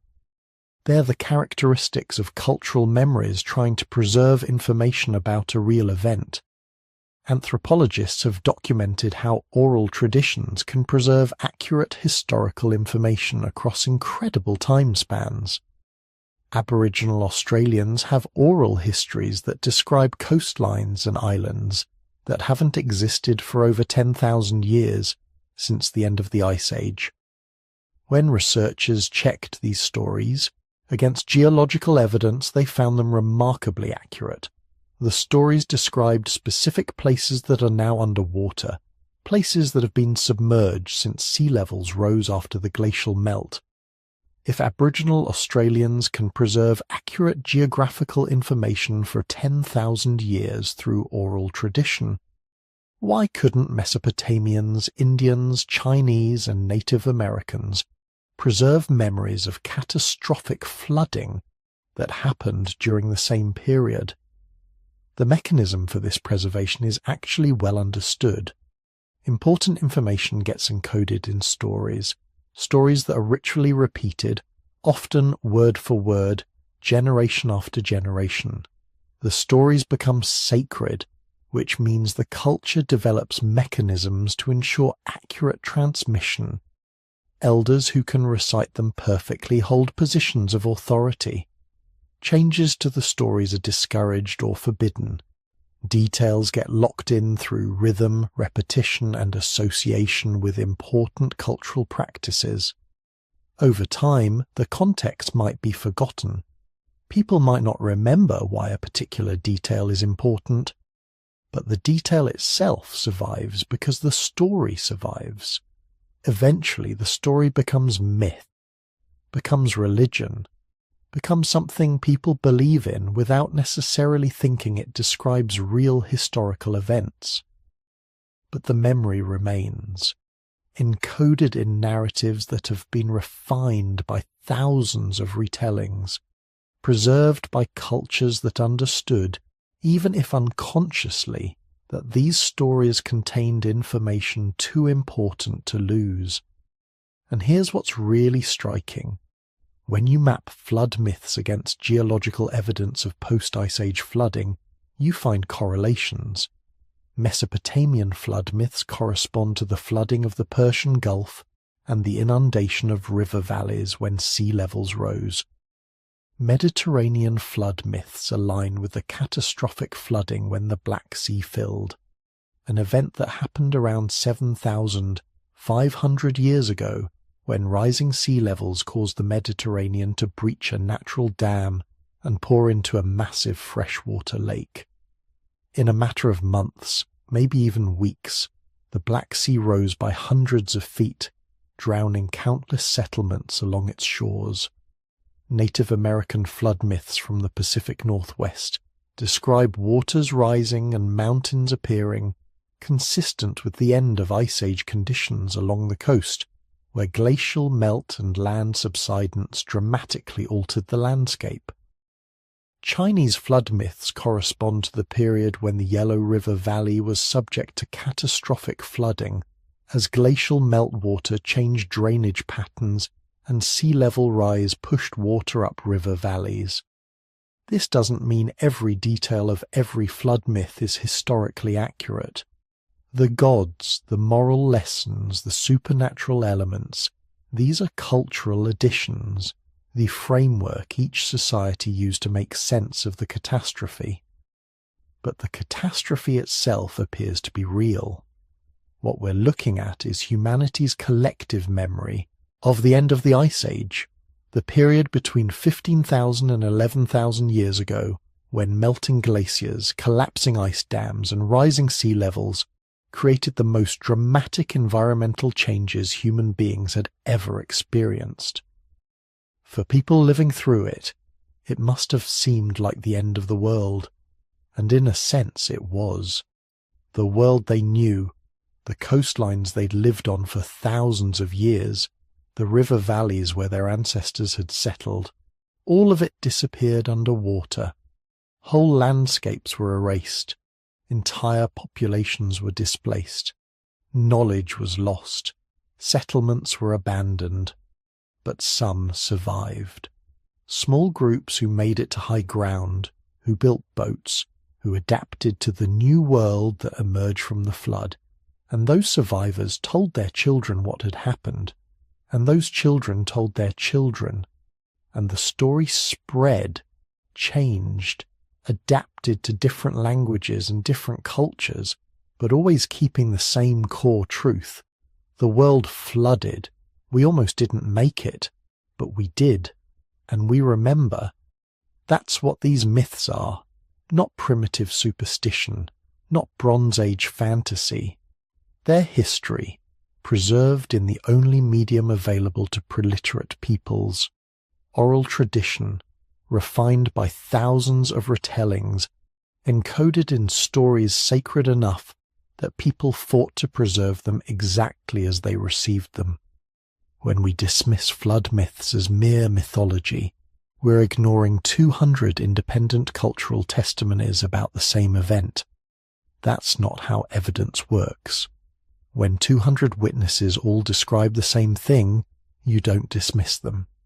You start investigating what they saw, and what they saw, what they lived through, what they barely survived, was the greatest environmental catastrophe in human history since our species emerged. The flood that ended the Ice Age, the drowning of the ancient world, the event that forced humanity to either adapt or die. We adapted, and we remembered. For 12,000 years we've been telling the story of how we survived. Now, finally, we have the geological evidence to prove it wasn't just a story. But here's the thing about catastrophic floods that happened 12,000 years ago.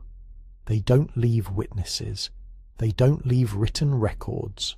They don't leave convenient plaques saying massive climate disaster happened here. What they leave are scars. Physical evidence buried in ice, hidden in ocean sediment, carved into the landscape, waiting for someone smart enough to read the story they tell. And scientists have become very good at reading those stories. The first breakthrough came from the most unlikely place imaginable. Not some dramatic archaeological dig or underwater exploration. It came from drilling holes in ice. In the 1960s, researchers started extracting ice cores from Greenland and Antarctica. Long cylinders of frozen water, sometimes stretching 2 miles deep, each layer representing a single year of snowfall going back hundreds of thousands of years. Ice cores are basically time capsules. As snow falls and compresses into ice, it traps tiny bubbles of ancient atmosphere, dust particles from distant volcanic eruptions, pollen grains blown from forests that don't exist anymore, chemical signatures from ocean spray when sea levels were different. Every layer is a snapshot of what Earth's climate was like during that specific year. When researchers first analysed ice cores from the end of the Ice Age, they expected to see gradual changes, slow, steady warming as the planet transitioned from frozen to temperate. That's not what they found. Instead, they discovered something that shouldn't have been possible. Around 12,800 years ago, temperatures in Greenland dropped catastrophically. Not gradually over centuries, but fast. We're talking about temperature changes of 15 degrees Celsius in less than a decade. Some climate shifts happened in less than 3 years. You could literally watch your world transform from temperate to Arctic winter within your own lifetime. The ice cores showed this cold snap, the Younger Dryas, lasting about 1,300 years. Then, just as suddenly, it ended. Around 11,600 years ago, temperatures shot back up. The warming was even faster than the cooling. In some regions, average temperatures increased by 10 degrees Celsius in less than 50 years. Some estimates suggest the shifts happened in as little as 3 years. Think about that. 3 years. That's not climate change as we usually imagine it. That's a climate emergency. 1 year you're dealing with brutal winters that last 8 months. 3 years later, ice sheets that have existed for millennia are melting so fast you can hear them groaning and cracking from miles away. But ice cores only tell part of the story. They show temperature changes, atmospheric composition, precipitation patterns. What they don't show is what was happening in the oceans. For that, scientists needed different evidence. They needed ocean sediment cores. The ocean floor is like a giant filing system. Sediment rains down constantly. Dead plankton, dust from continents, volcanic ash, minerals precipitating from seawater. Layer by layer, year by year, century by century, it accumulates. Drill down into that sediment, and you're drilling through time itself. In the 1980s, oceanographers started pulling sediment cores from the North Atlantic, the Gulf of Mexico, the Mediterranean Sea. What they found was shocking. Around 11,600 years ago, right at the end of the Younger Dryas, ocean sediments show massive pulses of fresh water. Not gradual increases, but sudden, enormous injections of meltwater that fundamentally altered ocean salinity. The evidence is written in the chemistry of microscopic shells. Foraminifera, tiny organisms that build shells from minerals in seawater. The ratio of oxygen isotopes in their shells depends on the temperature and salinity of the water they lived in. When scientists analyzed foraminifera shells from sediment layers dating to the end of the Younger Dryas, they found dramatic shifts in isotope ratios, shifts that could only be explained by massive amounts of fresh water suddenly entering the ocean. We're not talking about normal glacial melt here. We're talking about catastrophic freshwater pulses equivalent to all the Great Lakes being dumped into the ocean in a matter of years or decades. The kind of event that would have shut down ocean currents, altered global climate patterns, and raised sea levels by meters in a geological eye blink. But where was all this freshwater coming from? The answer lay in reading the scars carved into the landscape itself. In the 1920s, a geologist named J. Harlan Bretz started exploring the channeled scablands of eastern Washington state. What he found shouldn't have existed. Massive channels carved through bedrock, giant ripples in the landscape some 40 feet high and 300 feet apart, boulders the size of houses sitting in places where no glacier could have deposited them, and all of it speaking to one impossible conclusion. This landscape had been scoured by the largest flood in recent geological history. Bretz proposed that a massive ice dam had held back an enormous glacial lake, Lake Missoula. When that dam failed, the lake drained catastrophically. Hundreds of cubic miles of water unleashed in a matter of days. The flood would have been 200 meters deep in some places, moving at speeds of up to 100 kilometers per hour. It scoured away hundreds of feet of soil and sediment, carved channels through solid bedrock, and transported massive boulders hundreds of miles downstream. His colleagues thought he was crazy. Floods don't carve landscapes. Rivers do, gradually, over millions of years. But Bretz was right, and over the following decades, evidence for his catastrophic flood became overwhelming, and Lake Missoula wasn't alone. As glaciers melted at the end of the Ice Age, ice dams failed across the northern hemisphere. Massive glacial lakes, some larger than modern seas, drained catastrophically. Lake Agassiz in North America was larger than all the current Great Lakes combined. When its ice dams failed, probably multiple times, it sent biblical quantities of water rushing toward the oceans. Some researchers believe one catastrophic drainage event from Lake Agassiz dumped so much fresh water into the North Atlantic that it shut down the Gulf Stream, triggering the Younger Dryas cooling. Then, when warming resumed and ice dams failed again, the resulting floods would have raised global sea levels by several meters in just decades or centuries. The physical evidence for these megafloods is everywhere once you know how to look for it. In Siberia, researchers have found similar scabland features. In the Altai Mountains, there are massive gravel bars and erosional features, carved by catastrophic floods from glacial Lake Chuja. In the Himalayas, there's evidence of massive glacial lake outburst floods, all dating to the same general period at the end of the Ice Age. But perhaps the most dramatic evidence comes from beneath the oceans themselves. In the 1990s, something remarkable happened. Marine archaeologists using increasingly sophisticated sonar technology started finding human settlements underwater. Not shipwrecks, not artifacts that had fallen off boats, actual settlements, houses, streets, walls, tools, all sitting on continental shelves that are now 100 feet or more beneath the waves. Off the coast of India, researchers discovered the remains of what might be the ancient city of Dwarka, mentioned in Hindu epics as being swallowed by the sea. Underwater surveys revealed organized stone structures, walls, a possible harbour, all submerged beneath the Arabian Sea. Carbon dating of recovered materials suggests the site was occupied during the period when sea levels were rapidly rising. In the Mediterranean, underwater archaeologists have found numerous submerged settlements off the coasts of Greece, Turkey and Italy.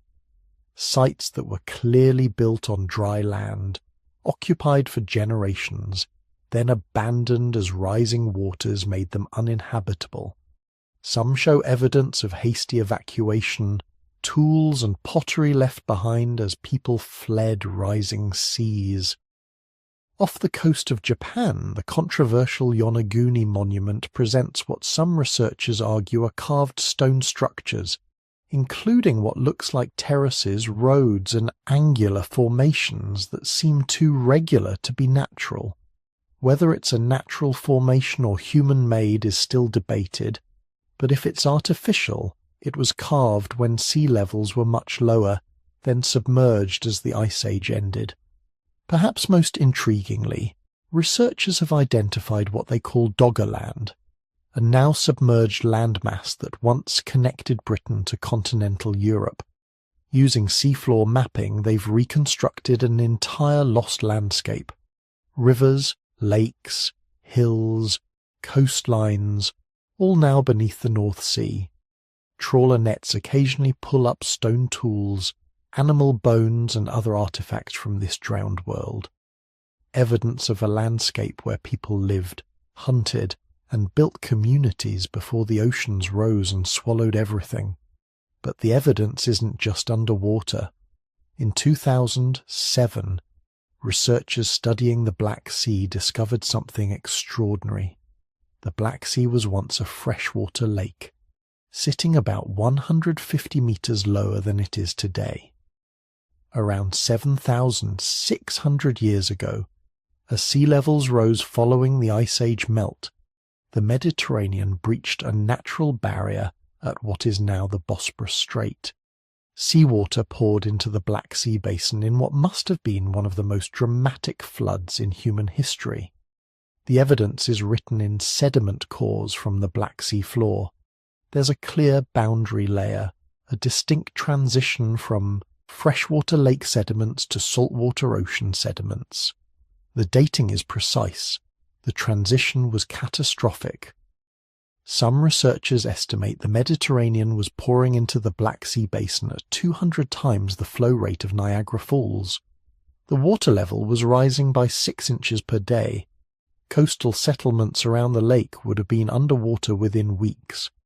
Some researchers believe this catastrophic flood is the source of the biblical flood myth and similar stories from cultures around the Black Sea region. If you were living on the shores of what you thought was a lake, and suddenly that lake became an ocean in a matter of months, drowning everything you knew, you'd remember it. Your descendants would remember it. It would become the story you tell around fires for thousands of years. The geological evidence for rapid sea level rise doesn't end with dramatic floods and submerged settlements.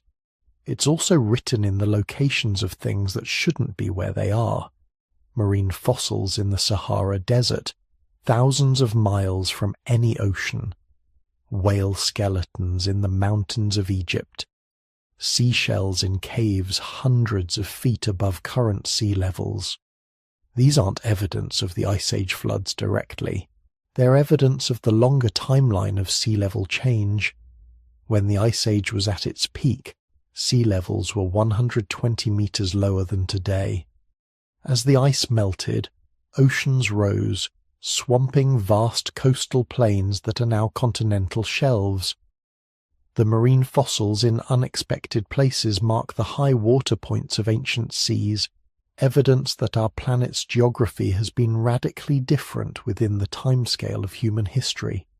Modern satellite technology has added another dimension to reading Earth's scars.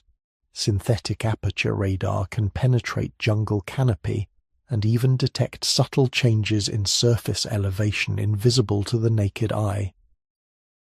Using this technology, researchers have discovered river channels beneath the Sahara Desert, ancient water systems that existed when the region was green and habitable. They've mapped ancient coastlines now far inland or underwater. They've identified lake basins that held massive bodies of water during wetter periods, then dried up catastrophically. In North America, satellite imagery combined with ground surveys has revealed the full extent of the scablin features Brett's discovered. Channel systems carved by megafloods extend for hundreds of miles. The ripple marks, basically underwater dunes created by flowing water, are so large they're only visible from space. Some of these ripples are 50 feet high. The amount of water needed to create features this large is almost incomprehensible. Carbon dating has been the crucial tool tying all this evidence together. Organic materials, wood, charcoal, plant remains, seeds, anything that was once alive, can be dated with remarkable precision using carbon-14 analysis. When researchers date materials from tsunami deposits, megaflood sediments, or the boundary layers between glacial and post-glacial periods, a clear timeline emerges. The Younger Dryas Cold period began around 12,800 years ago. It ended catastrophically around 11,600 years ago. The megafloods from Lake Agassiz and Lake Missoula date to this transition period. The rapid sea level rise that submerged coastal settlements happened over the following millennia, with some catastrophic pulses as remaining ice dams failed. The Black Sea flood happened later, around 7,600 years ago, as rising oceans breached natural barriers. But here's what makes all this evidence compelling.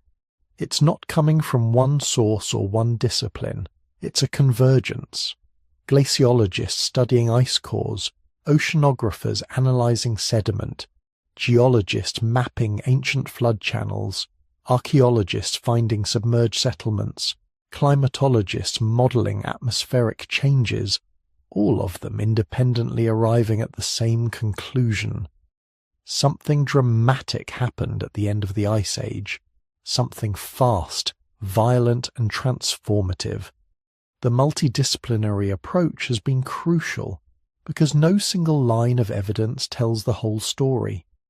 Ice cores show temperature changes but don't explain mechanisms.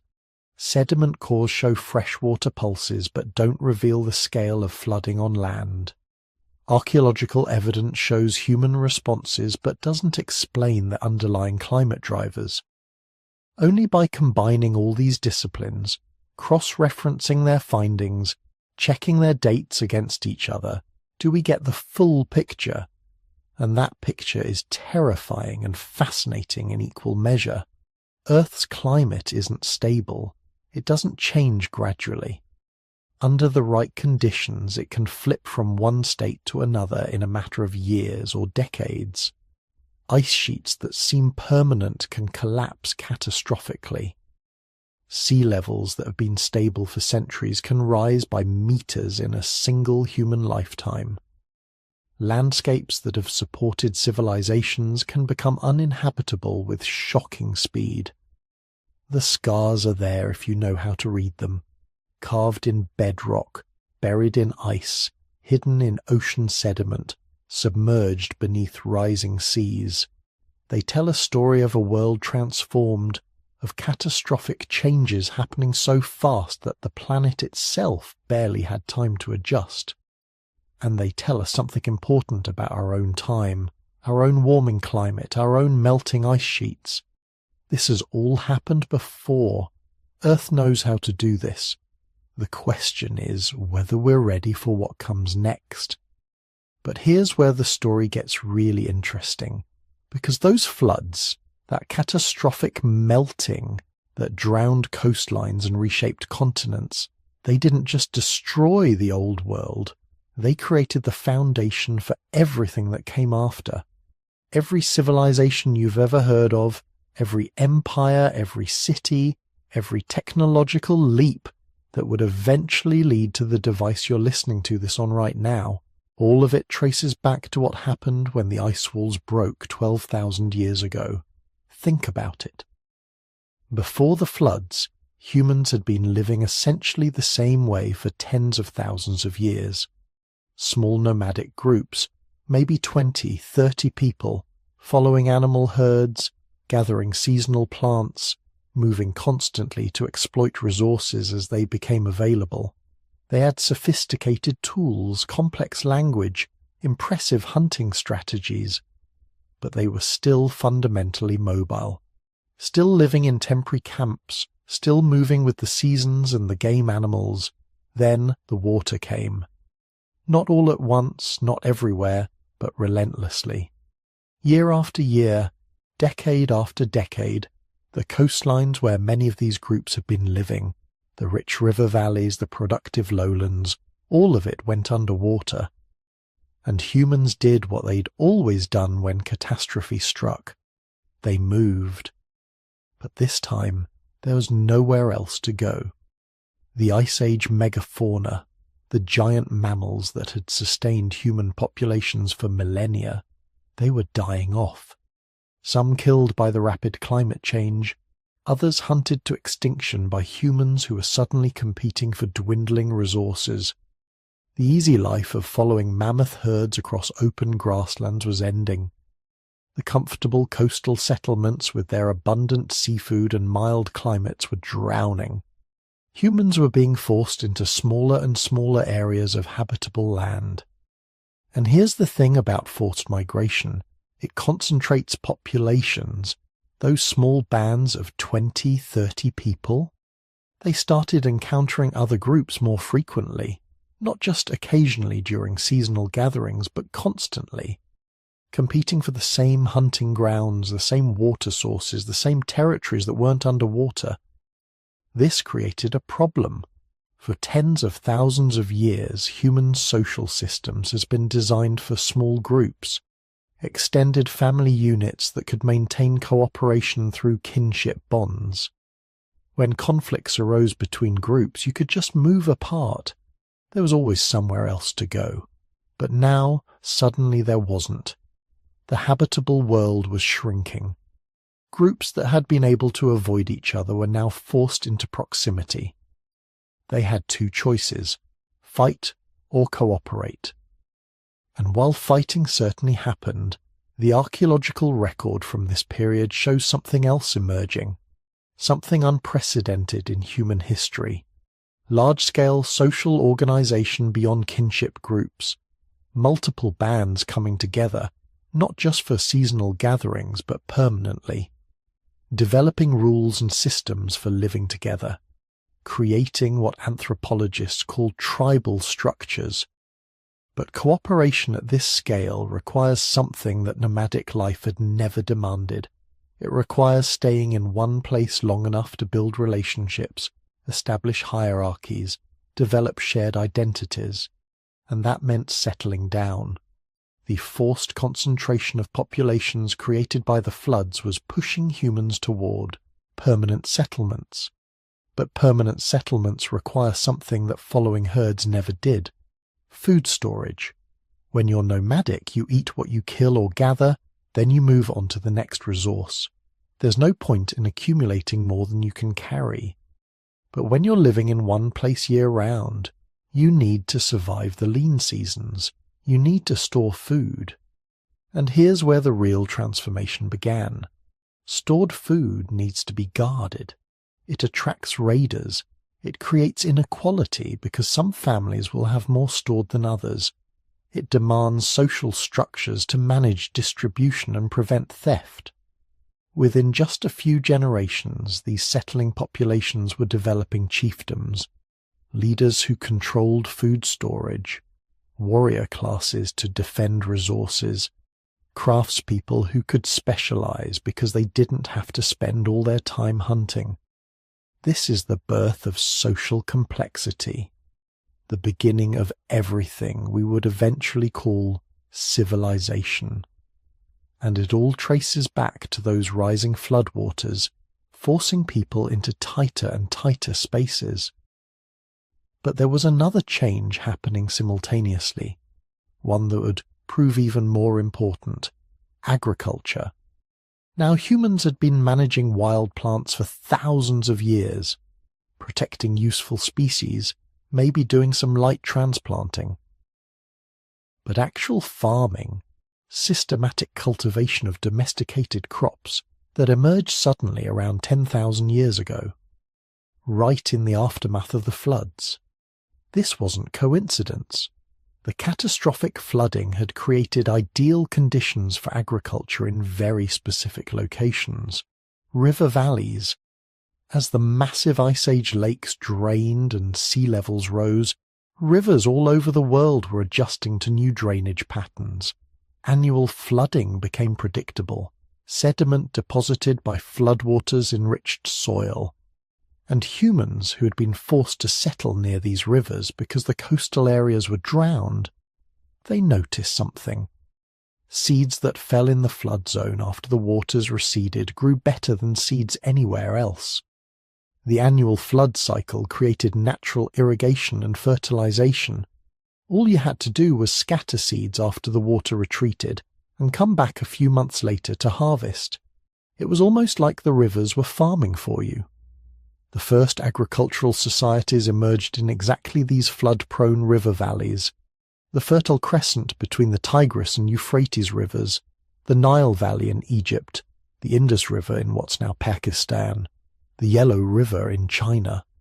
These weren't accidents. These were the places where the post-flood geography had created conditions where agriculture was not just possible, but almost inevitable. And agriculture changed everything.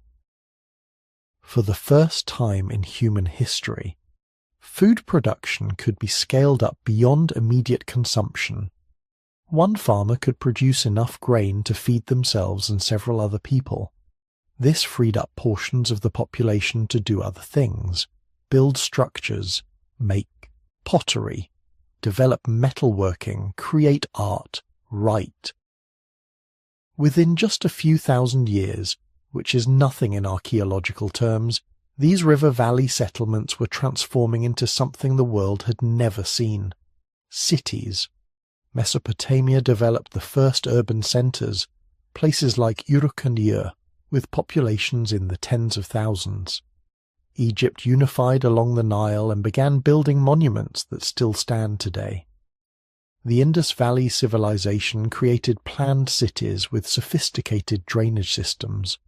China developed writing systems and bronze working. This is what archaeologists call the Neolithic Revolution, the transition from mobile hunting and gathering to settled agriculture and urban life. And it happened, not gradually over hundreds of thousands of years like previous human adaptations, but explosively. Within just 5,000 years of the Great Floods, humans had gone from small nomadic bands to massive urban civilizations with writing, mathematics, monumental architecture, standing armies, and complex religious systems. But here's what's really wild about this transformation. All these early civilizations, despite being separated by thousands of miles and developing independently, they all face the same core challenge: water management. Because those annual floods that made agriculture possible, they were also incredibly destructive. Too much water and your crops drowned. Your villages washed away. Too little water and everything died of drought. The first engineers weren't building pyramids or palaces. They were building levees, irrigation canals, drainage systems, flood control barriers. Every early civilization invested enormous resources in controlling water flow. The Mesopotamians developed sophisticated canal networks that could redirect floodwaters to distant fields. The Egyptians built nilometers to measure flood heights and predict harvest yields. The Indus Valley people created urban drainage systems more advanced than some modern cities. This wasn't just practical engineering. This was civilization-defining work. Controlling water flow required centralized planning, large-scale labor coordination, mathematical understanding of flow rates and volumes. It demanded record-keeping systems to track water distribution. It created powerful bureaucracies to manage the infrastructure. In very real ways, the first governments were water management authorities. And all of this traces directly back to the floods. The catastrophic melting had created a world where human survival depended on managing water flow. The societies that figured this out flourished. Those that didn't disappeared into archaeological obscurity. Natural selection was now operating at the level of civilizations. But the floods had another, more subtle effect on human civilization. They created a psychological scar that would echo through every culture that came after. Remember, this wasn't some distant event that humans heard about second-hand. This was lived experience, passed down through oral traditions for generations. Your great-great-great-grandmother telling stories about the old coastal settlements that had been swallowed by the sea. The fertile lowlands that were now underwater, the animals that had vanished, the people who had drowned. Every early civilization developed flood myths. The story of Noah's Ark in the Middle East, the Epic of Gilgamesh in Mesopotamia, which predates the biblical account and tells remarkably similar stories. The Hindu texts describing Manu surviving a great deluge, Chinese legends of Gunyu taming the floods, Greek myths of Deucalion and Pyrrha, Native American stories of world-destroying waters. These aren't just similar by coincidence, they're cultural memories of real events. But more than just memories, these flood myths shaped religious thinking in fundamental ways. They introduced the concept of divine punishment through natural disaster. The idea that gods could destroy the world and remake it. The notion that humanity's survival was contingent on proper behavior and divine favor. This is the birth of apocalyptic thinking, the psychological framework that would influence human religion and philosophy for the next 10,000 years. The floods also created something else, a profound sense of loss. Because here's what we tend to forget when we talk about the rise of civilization. Something was lost in the transition. The Ice Age world that drowned beneath those rising seas wasn't primitive. It was sophisticated in ways we're only beginning to understand. Those coastal settlements that went underwater, they had been occupied for thousands of years. The archaeological sites we find inland, they're just the survivors. The sites we don't find, the ones now under 400 feet of ocean, they probably represented the most developed and successful human settlements of the Ice Age. Coastal areas with abundant resources, mild climates, easy water transportation. If you were going to develop sophisticated culture and technology, you'd do it at the coast. All of that is gone now, drowned beneath the continental shelves. We're missing perhaps 90% of the archaeological record of late Ice Age humanity. Everything that was built within 50 miles of the old coastline is underwater. covered by sediment destroyed by 12,000 years of ocean currents.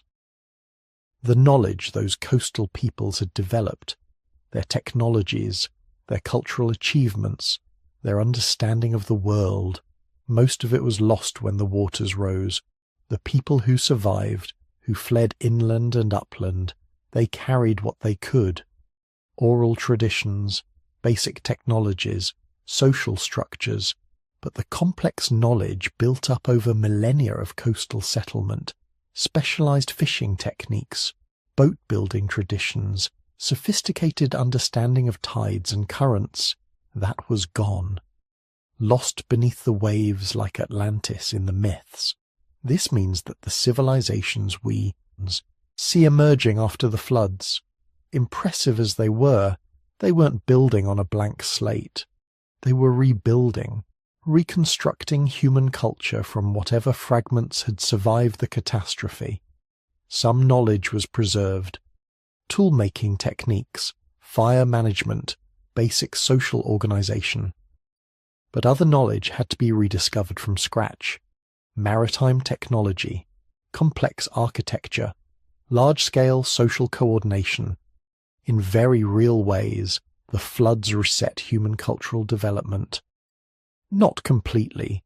We didn't go back to being primitive apes, but we lost a massive portion of accumulated knowledge and had to spend thousands of years rebuilding to get back to where we'd been. And who knows what technologies or insights those drowned coastal civilizations had developed that we've never recovered? What was lost that we don't even know we're missing? But maybe, just maybe, that loss created the conditions for something new. Because those post-flood river valley civilizations, they weren't just rebuilding the old world. They were creating something unprecedented. The concentration of populations, the development of agriculture, the need for water management, the psychological impact of surviving catastrophe. All of these factors combined to push human social evolution in directions it had never gone before. Cities larger than any previous human settlement. Writing systems that could preserve knowledge across generations. Mathematics sophisticated enough to predict flood cycles and calculate harvest yields. Religious systems that grappled with humanity's place in a world that could be destroyed and remade. Art and architecture on scales that would have seemed impossible to Ice Age peoples. Political systems capable of coordinating the labor of thousands toward common goals. This is the foundation of everything that came after. Every empire, every technological revolution, every cultural achievement of the last 10,000 years, it all traces back to those desperate groups of humans fleeing rising floodwaters and figuring out how to survive in a transformed world. We're all living in the aftermath of the flood, all descendants of the survivors who learned to build civilizations on ground high enough to escape the waters, all products of the catastrophe that ended the Ice Age and began the Age of Cities. The question is, what would those drowned coastal peoples think if they could see what we've built on the ruins of their world? Would they recognize the distant descendants of the refugees who fled inland? Would they be proud of what we've achieved? Or would they mourn everything that was lost when the ice walls broke and the old world drowned? We'll never know, but their legacy lives on in every flood myth, every river valley civilization, every city built with one eye on the water level, remembering the day when the ocean rose and changed everything. So here we are, at the end of a story that spans 12,000 years, from the frozen world of the Ice Age to the warmer, wetter planet we inherited. From ice sheets 2 miles thick covering half the northern hemisphere, to rising seas that drowned entire landscapes and erased coastlines that humans had called home for thousands of years. It's a lot to process. Because what happened 12,000 years ago wasn't just one event. It was a cascade, a domino effect of catastrophes that each set the next in motion. First, the ice sheets began melting. Not slowly, not gradually, but in sudden pulses as massive ice dams failed and released floods that would dwarf anything in recorded history. Then came the sea level rise. 400 feet over just a few thousand years. Entire continental shelves disappearing beneath the waves. Coastlines retreating miles inland every human lifetime. Valleys becoming bays. Plains becoming seafloors. The geography of the world being redrawn by forces beyond anyone's control. And through it all, humans survived. Not just survived, actually. They adapted. They moved. They built. They told stories about the rising waters that would echo through their descendants' cultures for 10,000 years. That's what this story really reveals about our species. We're survivors of climate catastrophe. Not in some abstract sense, not theoretically, literally. The modern world exists because our ancestors weathered the greatest environmental transformation since the end of the dinosaurs. They watched their world drown and found a way forward anyway. But here's what keeps me up at night. They had advantages we might not have. When the seas rose 12,000 years ago, there was somewhere to go. The interior continents were mostly empty. Hunter-gatherer populations could move inland, find new territories, establish new hunting grounds. The planet wasn't full yet. Today, we've got 8 billion people, concentrated cities, political borders, agricultural systems dependent on stable climate patterns. When the seas rise now, and they are rising, where exactly do we go? Bangladesh is already losing land. Pacific islands are already planning evacuations. Florida's coastline is already experiencing regular flooding during high tides. The parallels are uncomfortable. Our ancestors faced climate change driven by natural cycles, orbital mechanics, and solar variations they couldn't control.